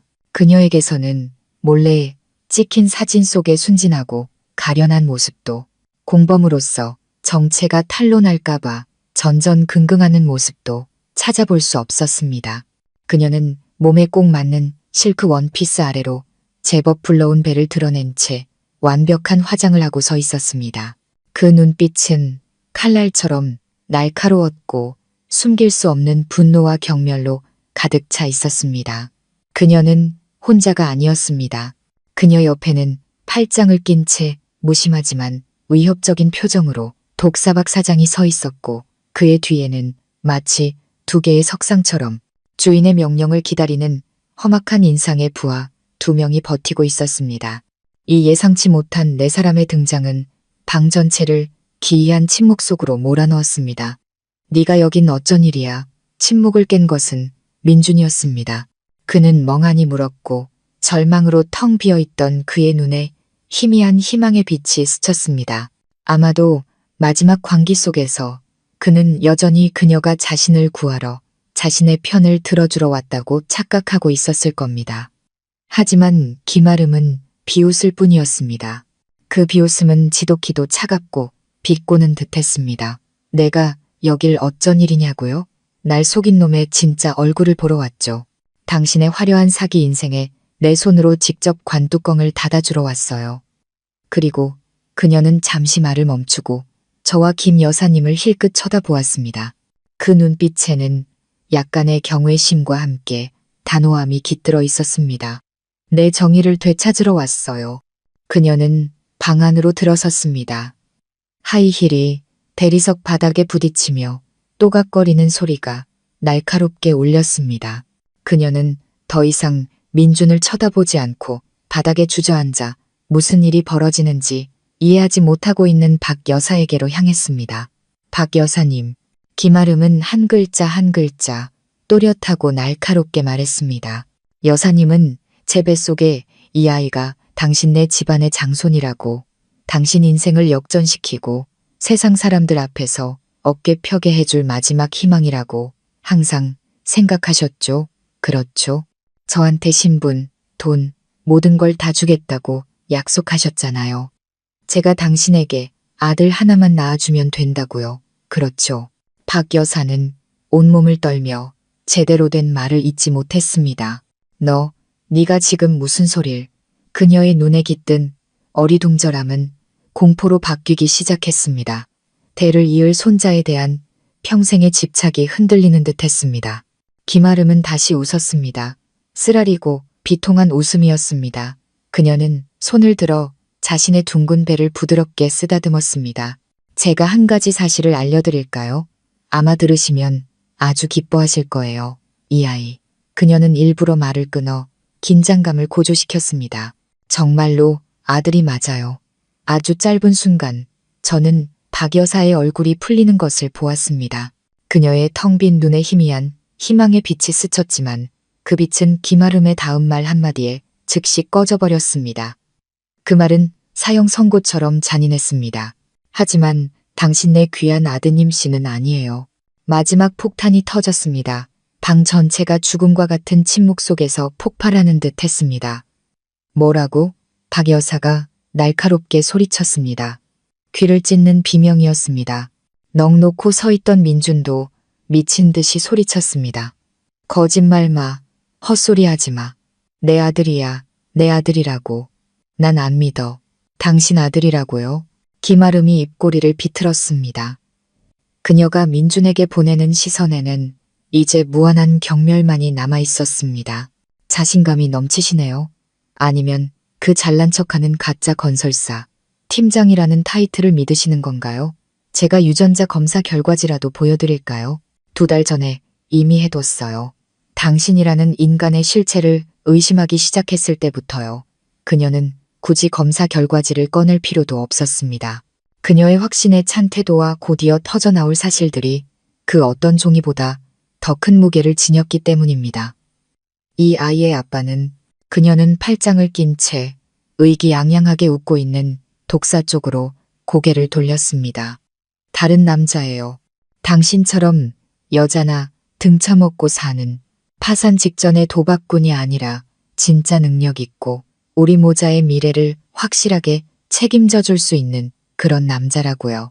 진실은 가장 적나라하고 치욕적인 방식으로 드러났습니다.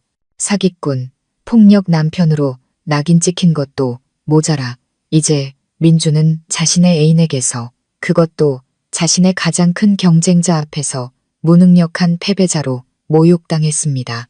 그의 마지막 남은 남성으로서의 자존심은 잿더미가 되어 지식여졌습니다. 이 인연이 죽여버릴 거야.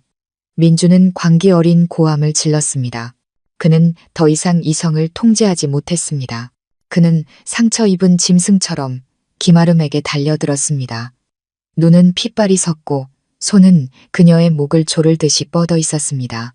하지만 그가 김아름의 몸에 닿기도 전에 문신으로 뒤덮인 단단한 팔이 그를 막아섰습니다.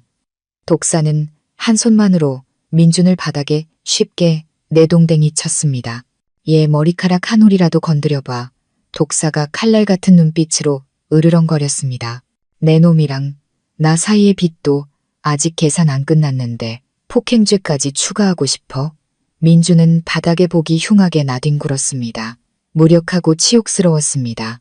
그는 모든 것을 잃었습니다. 돈, 자유, 애인, 그리고 그토록 바라던 아들까지. 거짓으로 쌓아올린 모든 것이 눈앞에서 산산조각 났습니다. 하지만 가장 처참하게 무너진 사람은 박 여사였습니다. 유일한 희망, 평생의 집착이었던 장손. 그녀를 그토록 악독하게 만들고 아들의 모든 죄악에 가담하게 했던 동력이었던 그 존재가 이제 뜬구름처럼 사라져버렸습니다. 단순히 사라진 것이 아니었습니다. 그것은 조롱거리이자 결코 씻을 수 없는 치욕이 되었습니다. 그녀는 아직 태어나지도 않은 손주를 위해 온갖 정성을 쏟고 애지중지했지만 결국 다른 남자의 아이를 대신 키워준 꼴이 되고 만 것입니다. 안 돼. 그럴 리가 없어. 내 장손이. 그녀는 텅 빈 허공을 응시하며 넋나간 듯 중얼거렸습니다. 그러다 갑자기 그녀는 비통한 비명을 질렀습니다. 그것은 평소처럼 떼를 쓰는 울음소리가 아니라 영혼이 완전히 부서진 자의 절망적인 절규였습니다. 날카롭고 애절한 비명은 이내 잦아들었습니다. 그녀는 눈을 치켜뜬 채 온몸에 힘이 빠져나가더니 차가운 바닥 위로 그대로 쓰러져 의식을 잃었습니다. 방 안은 순식간에 혼란에 휩싸였습니다.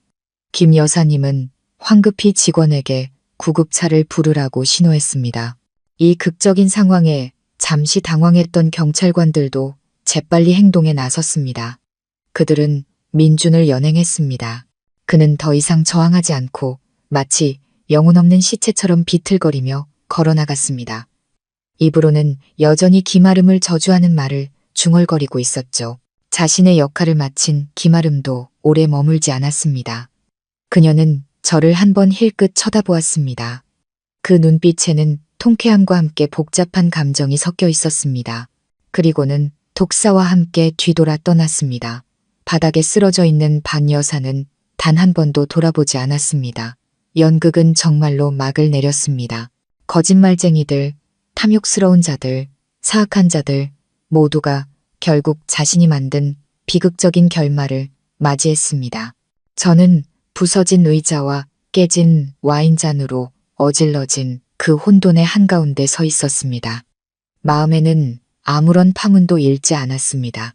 그들의 몰락에 통쾌함도 연민도 느끼지 못했습니다. 그저 극도의 피로감과 공허함만이 느껴질 뿐이었습니다. 모든 원한은 드러났고 모든 죄악은 심판받았습니다. 마침내 저는 진정한 자유를 얻었습니다. 김 여사님이 다가와 제 어깨에 가만히 손을 얹었습니다. 이제 다 끝났어, 딸아. 저는 고개를 끄덕이며 창밖을 보았습니다. 비는 어느새 그쳐 있었고 맑게 갠 밤하늘에는 별들이 반짝이고 있었습니다. 거대한 폭풍이 지나간 뒤에 거짓된 평온 같았습니다.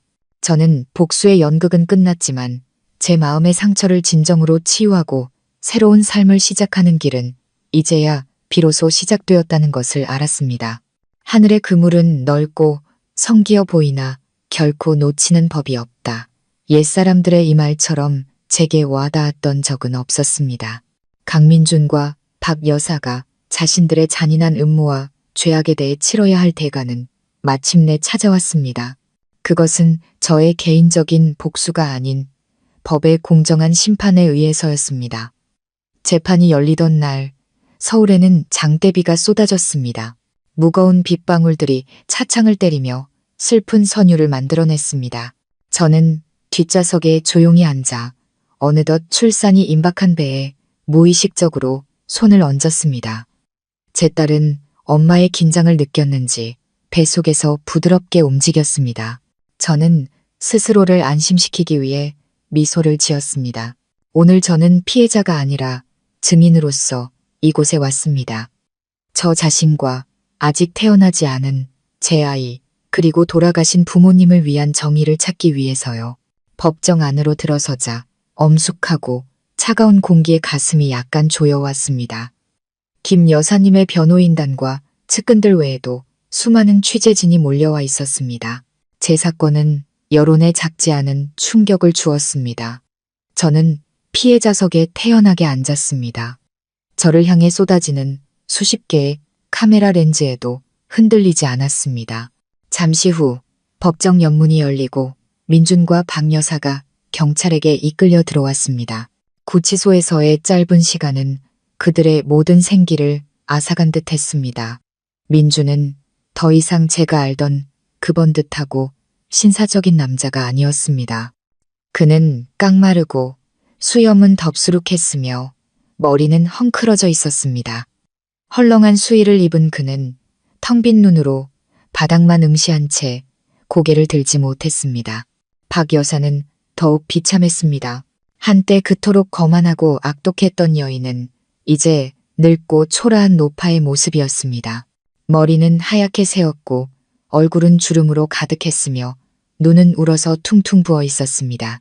그녀가 제 앞을 지나갈 때 고개를 들어 제 눈과 마주쳤습니다. 그녀의 눈에는 더 이상 경멸이나 통쾌함은 없었습니다. 오직 극도의 증오와 감출 수 없는 공포만이 남아 있었습니다. 재판이 시작되었습니다. 그들의 변호인은 힘없는 논리로 변호하려 애썼습니다. 민주는 빚의 압박 때문에 일시적으로 판단력을 잃었을 뿐이며 그의 발길질은 분노를 참지 못한 우발적인 행동이었지 살인의 의도는 없었다고 주장했습니다. 박 여사는 아들의 미래를 너무 걱정한 나머지 생각이 짧은 행동을 했을 뿐이라고 말했습니다. 그들은 상황에 내몰린 불쌍한 가족의 모습을 그리려 애썼습니다. 하지만 김 여사님의 변호인단이 증거를 제시하기 시작하자 그 모든 궤변은 터무니없고 무의미해졌습니다. 증거들은 하나씩 명료하고 논리정연하며 단호하게 제시되었습니다. 첫 번째는 레스토랑의 CCTV 영상으로 그들이 담보 계약서에 서명하도록 압박하는 연극의 전 과정이 담겨 있었습니다. 이어서 슬라이드가 넘어갈 때마다 민준과 김아름의 외도 사진, 거액의 도박빚 내역서, 그리고 정점을 찍는 50억 원짜리 종신보험 계약서, 사본이 망치처럼 내리꽂혔습니다. 법정은 술렁거렸습니다. 증거가 하나씩 나올 때마다 민준과 박 여사의 얼굴은 더욱 하얗게 질려갔습니다. 제 변호인이 보험 계약 음모에 대해 설명하며 제 죽음이 민준에게 얼마나 큰 이익을 가져다 줄 것인지 상세히 분석했을 때 저는 그가 온몸을 떠는 것을 보았습니다. 그는 미친 사람처럼 의미 없는 말을 중얼거리며 고개를 세차게 저었습니다. 아니야, 내가 아니야. 하지만 그의 목소리는 단호한 기소 내용 속에서 너무나 힘없이 묻혀버렸습니다. 마지막이자 치명적인 한 방은 제가 변호인에게 넘겼던 민준과 김아름의 통화 녹음이었습니다. 녹음 파일이 법정의 스피커를 통해 재생되었습니다. 민준의 목소리가 또렷하게 울려 퍼졌습니다. 김아름 역시 장기말에 불과하며 저 시골뜨기 아줌마랑 멍청한 마누라를 속이고 있다는 것을 인정하는 내용이었습니다. 이 순간 민준의 모든 저항은 완전히 무너진 듯 했습니다. 그는 책상에 머리를 밟고 헝클어진 머리카락을 쥐어뜯으며 어깨를 떨었습니다. 박 여사는 의자에 죽은 듯이 앉아 텅 빈 눈을 크게 뜨고 있었습니다. 아마 이 순간에야 비로소 그녀는 자신이 그토록 애지중지하며 모든 악행을 감싸주었던 아들이 친어머니까지 이용하는 것을 서슴지 않는 냉혈한 악마라는 사실을 깨달았을 것입니다. 긴 숙의 끝에 재판부가 다시 자리로 돌아왔습니다. 근엄한 얼굴의 재판장이 나무망치를 세게 내리쳤습니다. 건조하고 단호한 소리가 울려 퍼졌고 법정은 숨을 죽였습니다. 그는 최종 판결문을 읽기 시작했습니다. 강민준의 죄목이 하나씩 명시되었습니다. 임산부에 대한 흉기 등 상해, 사기, 명예훼손, 그리고 특히 중대한 보험금을 노린 살인 미수죄, 부인할 수 없는 수많은 죄목과 인간성을 상실한 행위로 법원은 피고인 강민준에게 징역 20년을 선고했습니다. 20년, 그 숫자는 한 인간의 인생에 종지부를 찍는 사형 선고의 종소리처럼 울려 퍼졌습니다. 저는 박 여사의 비통한 비명소리를 들었고 그녀는 그대로 정신을 잃었습니다. 민준은 고개를 번쩍 들었습니다.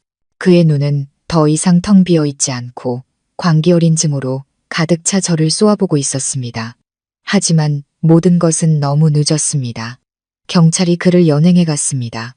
그는 저항하지 않고 영혼 없는 시체처럼 비틀거리며 걸어나갔습니다. 범죄를 은폐하고 사기 행각에 가담한 공범으로서의 역할로 박 여사 역시 자신이 저지른 일에 대한 마땅한 판결을 받았습니다. 법의 정의는 실현되었지만 인생의 업보는 계속되고 있었습니다. 재판이 끝난 후 저는 더 이상 그들의 소식에 관심을 두지 않았습니다. 하지만 옛 이웃들의 말이나 신문의 작은 기사를 통해 이야기는 계속해서 제 귀에 들려왔습니다. 박 여사는 법정에서의 큰 충격으로 입원했고 건강이 급격히 나빠졌습니다. 하지만 질병보다 더 무서운 것은 고독이었습니다. 친척도 이웃도 누구 하나 찾아오지 않았습니다. 과거 그녀의 악독함과 탐욕은 이제 보이지 않는 벽이 되어 그녀를 세상과 단절시켰습니다. 그리고 오래전 담보계약서의 빚을 갚을 때가 왔습니다. 은행은 집을 경매에 넘기는 절차를 진행했습니다. 그녀의 자부심이자 마지막 남은 재산이었던 그 번듯한 2층 집은 배상금과 소송 비용을 충당하기 위해 팔려나갔습니다. 자신의 집에서 쫓겨나던 날 사람들은 그녀가 낡은 옷가지 몇 개를 옆에 두고 보도블록에 앉아 소리 없이 우는 것을 보았다고 합니다.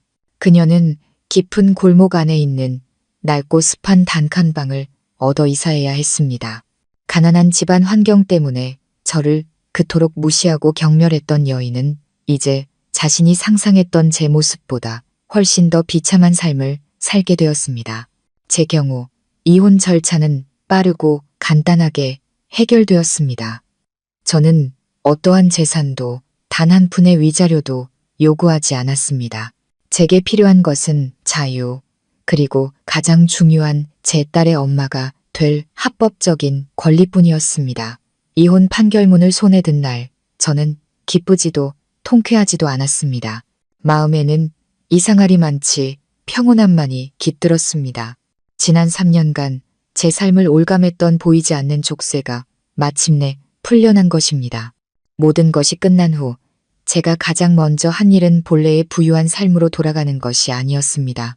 저는 김 여사님과 함께 언덕 위에 오래된 사찰이 있는 조용한 시골로 향했습니다. 그곳은 제 친부모님이 잠들어 계신 곳이었습니다.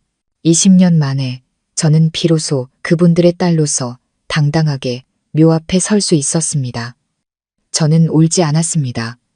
그저 조용히 향 3개를 피워 올렸습니다. 가느다란 흰 연기가 하늘로 피어오르며 제 속삭임을 전하는 듯했습니다. 아빠, 엄마, 저 왔어요. 2분의 딸, 실망시켜드리지 않았어요. 제 스스로 일어서서 정의를 되찾았어요. 부디 편히 잠드세요. 저는 오랫동안 그곳에 서서 제 여정, 제가 겪었던 고통과 눈물, 그리고 제가 얻은 교훈에 대해 부모님께 이야기했습니다. 산들바람이 불어와 청아한 풍경 소리를 실어 날랐습니다. 마음이 한결 가벼워졌습니다. 과거가 아무리 고통스러웠다 할지라도 이제 정말로 뒤에 남겨두었습니다. 저는 이제 미래를 위해 살아야 할 때라는 것을 알았습니다. 저는 제 곁에서 늘 산처럼 묵묵하고 굳건하게 서 계셨던 김 여사님을 돌아보았습니다. 저는 어머니를 와락 껴안았습니다. 고마워요, 엄마. 모든 것에 감사드려요. 서울로 돌아온 저는 더 이상 숨지 않았습니다. 제 신분과 책임을 마주하기로 결심했습니다. 부모님의 평생의 노력이 잊히게 둘 수는 없었습니다. 김 여사님과 아버지가 신뢰했던 충직한 동료들과 함께 저는 경영의 세계, 완전히 낯설지만 도전으로 가득 찬 세계에 발을 들여놓기 시작했습니다. 제가 처음으로 흥성그룹 본사, 도심 한가운데 우뚝 솟은 유리, 마천루에 들어섰던 날, 저는 압도당했지만 두렵지는 않았습니다. 이곳이 바로 제가 있어야 할 곳이라는 것을 알았기 때문입니다. 황서연으로서의 제 여정은 이제야 비로소 시작되었습니다. 5년, 법정의 문이 닫히고 제 인생의 자유를 돌려주고 죄인들을 가둔 그날로부터 5년이 흘렀습니다. 시간은 참으로 신비한 약입니다. 영혼 깊숙이 새겨진 상처를 지우지는 못하지만 그것과 함께 살아가는 법을 가르쳐 줍니다. 고통스러운 흉터를 강인함과 성숙함의 무늬로 바꾸어 주죠. 제 삶은 이제 완전히 다른 교양곡이 되었습니다. 더 이상 억울함의 슬픈 저음도 분노의 광적인 클라이맥스도 없습니다. 대신 평온과 행복의 부드럽고 맑은 선율이 흐릅니다. 오늘은 특별한 날입니다. 제 딸 서아의 4번째 생일이죠. 저와 김 여사님이 살고 있는 강변의 하얀 저택은 오늘 웃음소리로 가득합니다. 저는 사치스러운 파티 대신 폭풍우를 함께 헤쳐온 소중한 친구들과 함께하는 따뜻한 모임을 준비했습니다. 분홍색 공주 드레스를 입고 부드러운 머리카락을 예쁘게 양 갈래로 묶은 서아는 정원을 신나게 뛰어다닙니다. 아이의 맑은 웃음소리는 옷구슬이 굴러가는 듯 제가 들어본 가장 아름다운 소리입니다. 아이는 저를 완벽하게 빼닮았습니다. 까만 눈동자부터 오똑한 콧날까지. 하지만 다행히도 외할머니인 김 여사님의 환한 미소와 긍정적인 장난기를 물려받았습니다. 서아의 탄생은 제 인생이 제게 준 가장 귀한 선물이자 제 삶을 뒤덮었던 어둠을 걷어낸 가장 찬란한 새벽빛이었습니다. 아이는 모든 빈틈을 채우고 모든 상처를 치유하며 제가 살아가고 노력하고 매일 더 나은 사람이 되어야 할 이유를 주었습니다. 제 어머니이자 스승, 그리고 위대한 동반자였던 김 여사님은 이제 진정한 노후를 즐기고 계십니다. 더 이상 저를 보호하기 위해 애쓰거나 걱정하고 계산하지 않으셔도 됩니다. 매일 손수 장난꾸러기 손녀를 돌보고 가르치고 함께 노는 것이 이제 그녀의 가장 큰 기쁨입니다. 하얀 그네에 앉아 바람에 부드럽게 흩날리는 은발을 하고 다정한 눈빛으로 서아에게서 눈을 떼지 못하는 어머니를 보면 제 마음은 무한한 따뜻함으로 차오릅니다. 저는 알고 있습니다. 저의 행복, 우리 모녀의 평온이 바로 어머니의 모든 조용한 희생에 대한 가장 큰 보답이라는 것을요. 엄마, 할머니, 이것 좀 보세요. 서아가 달려와 정원 구석에서 막 찾아낸 하얀 민들레 홀씨를 높이 들어 보입니다. 아이는 눈을 감고 작은 입술을 오므려 힘껏 불었습니다. 수백 개의 작은 씨앗들이 하얀 솜털 낙하산을 타고 날아올라 오후의 햇살 속에서 빙글빙글 돌다가 사방으로 흩어졌습니다. 아이의 순수한 소원을 싣고서요. 저는 흩날리는 홀씨들을 바라보며 저도 모르게 미소 지었습니다. 제 인생도 저 민들레 홀씨와 같지 않았을까요? 폭풍우에 휩쓸리고 무심한 발길에 짓밟히기도 했지만 사랑과 강인함이라는 바람 덕분에 날아올라 뿌리내릴 새로운 땅을 찾고 싹을 틔워 저만의 가장 찬란한 꽃을 피워낼 수 있었으니까요. 파티가 끝나고 손님들이 모두 돌아간 후 신나게 논 서아도 깊이 잠들었습니다. 저와 김 여사님은 발코니에 나란히 앉아 차를 마시며 불 켜진 도시를 바라보았습니다. 강물은 불빛을 받아 반짝이며 마치 거꾸로 흐르는 은하수 같았습니다. 어머니가 제 손 위에 가만히 손을 얹었습니다. 우리 딸, 정말 강해. 지금의 널 보니 이제 모든 폭풍우는 정말로 지나갔다는 걸 알겠다. 다 엄마 덕분이에요. 저는 어머니의 어깨에 머리를 기댔습니다. 엄마가 아니었다면 저는 결코 일어설 수 없었을 거예요. 가끔 깊은 꿈속에서 저는 여전히 민준과 박 여사의 얼굴을 봅니다. 그날의 악독한 외침과 만족스러운 미소를 듣습니다. 하지만 잠에서 깨어나면 마음에는 더 이상 원망이나 고통의 흔적 없이 이상하리만치 평온함만이 남습니다. 그들의 소식을 듣는 것은 제가 일부러 찾아봐서가 아니라 옛날의 그 탐정 조 반장님이 가끔씩 우리 모녀에게 안부를 물으며 전해주기 때문입니다. 가장 최근에 그는 강민준이 모범수로 몇 년 감형받았지만 출소하자마자 또 다른 소액 사기 사건으로 재수감되었다고 말했습니다. 그의 인생의 내리막길에는 끝이 없어 보였습니다. 그는 친척 하나 없이 외롭게 살며 술과 자잘한 도박에 빠져 지낸다고 합니다. 박 여사는 퇴원 후 그 낡은 단칸방에서 오래 살지 못하고 고독 속에서 세상을 떠났다고 합니다. 뇌졸중이 그녀의 건강을 앗아갔고 세상의 냉대가 그녀를 안에서부터 죽였습니다. 그 이야기를 들으며 저는 통쾌함을 느끼지 않았습니다. 그저 탐욕과 질투 때문에 스스로 인생을 망쳐버린 인간의 삶에 대한 아련한 슬픔만이 느껴졌습니다. 그 과거는 끔찍했지만 바로 그 과거가 오늘의 저를 만들었습니다.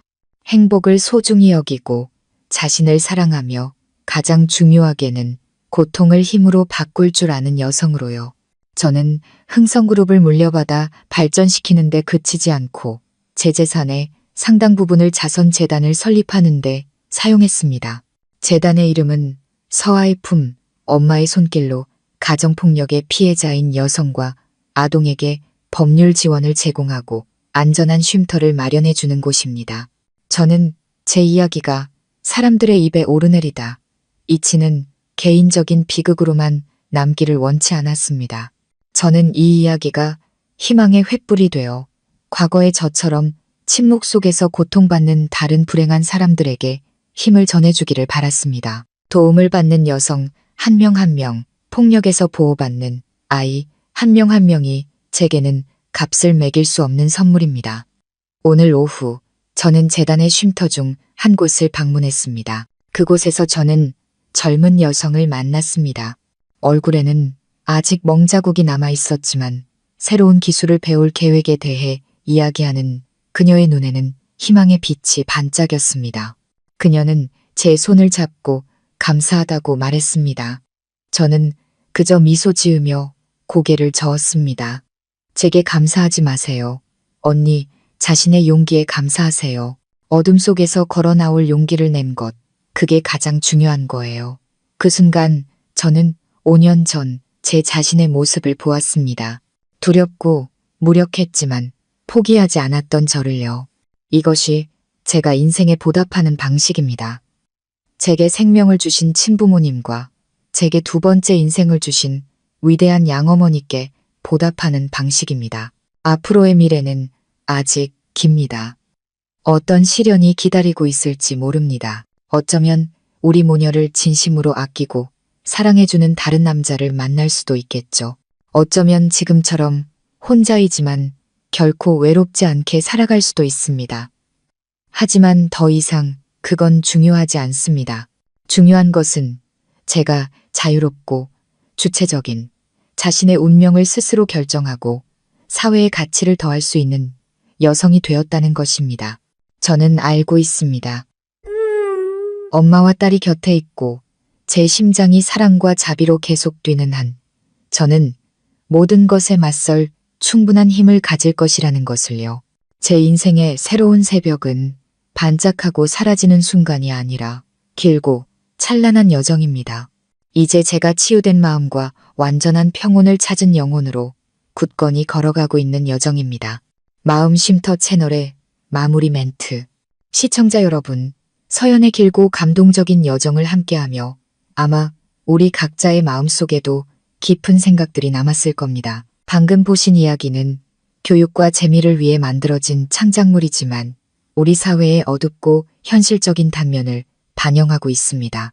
이것은 단순히 배신과 복수에 대한 이야기가 아니라 더 깊게는 자기 자신의 가치, 선의의 힘, 그리고 정의에 대한 믿음에 대한 값비싼 교훈입니다. 서연이 순진하고 순종적인 고아 소녀에서 자신의 모든 믿음과 행복을 타인에게 맡겼다가 고통의 나락으로 떨어졌다가 강하고 주체적이며 자비로운 여성으로 거듭나는 과정을 통해 우리는 한 가지를 깨닫게 됩니다. 진정한 행복은 결코 타인이 베푸는 것이 아니라 우리 자신의 손과 머리로 만들어 가야 한다는 것을요.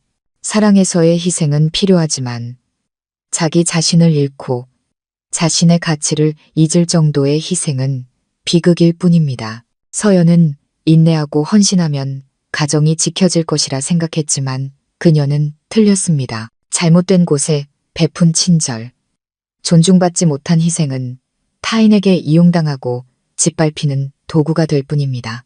이 이야기가 주는 첫 번째이자 가장 깊은 교훈은 먼저 자기 자신을 사랑하고 존중하는 법을 배우라는 것입니다. 자신의 가치를 알 때 비로소 누가 진정으로 우리의 사랑과 희생을 받을 자격이 있는지 분별할 수 있기 때문입니다. 이 이야기의 매우 인간적인 빛은 바로 양어머니 김 여사님의 모습입니다. 그녀는 지혜와 무조건적인 사랑, 그리고 정의에 대한 강철 같은 믿음의 화신입니다. 그녀는 우리에게 악에 맞서 싸울 때 나약함과 눈물은 결코 해결책이 될 수 없음을 보여주었습니다. 우리는 강해져야 하고 이성과 지식으로 자신을 보호해야 합니다.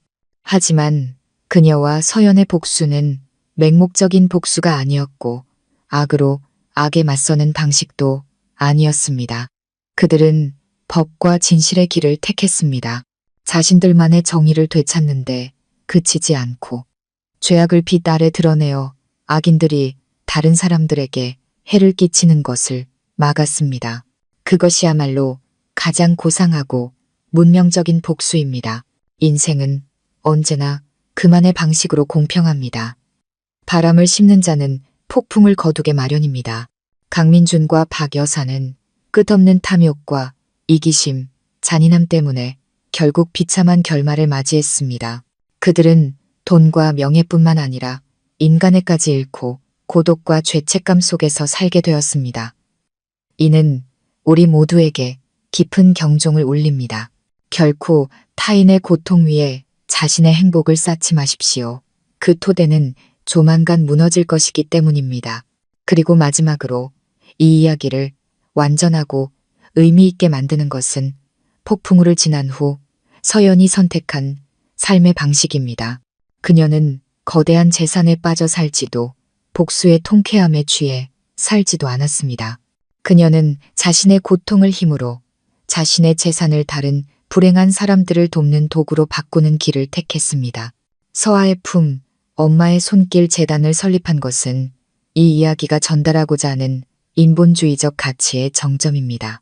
이는 한 사람의 가장 큰 가치는 얼마나 많은 돈을 가졌는지가 아니라 공동체를 위해 무엇을 했고 얼마나 많은 사랑을 나누었는지에 있다는 것을 보여줍니다. 그러므로 이 이야기를 통해 우리 각자가 자신만의 귀중한 교훈을 얻으셨기를 바랍니다.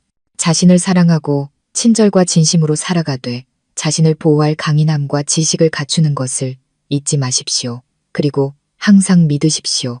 비 온 뒤에 땅이 굳는다는 것을.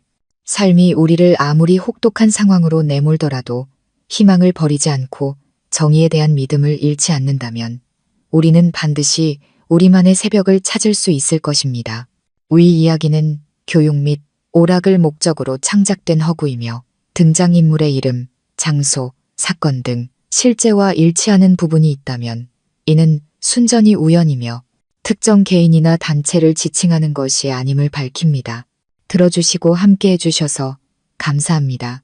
이 이야기가 의미 있었다고 생각하시고 더 깊이 있는 콘텐츠를 원하신다면 마음 쉼터 채널을 구독해 주시고 알림 설정을 켜서 다음 영상을 놓치지 마세요. 여러분의 응원이 저희가 계속해서 가치 있는 콘텐츠를 만드는 가장 큰 원동력입니다. 진심으로 감사드립니다.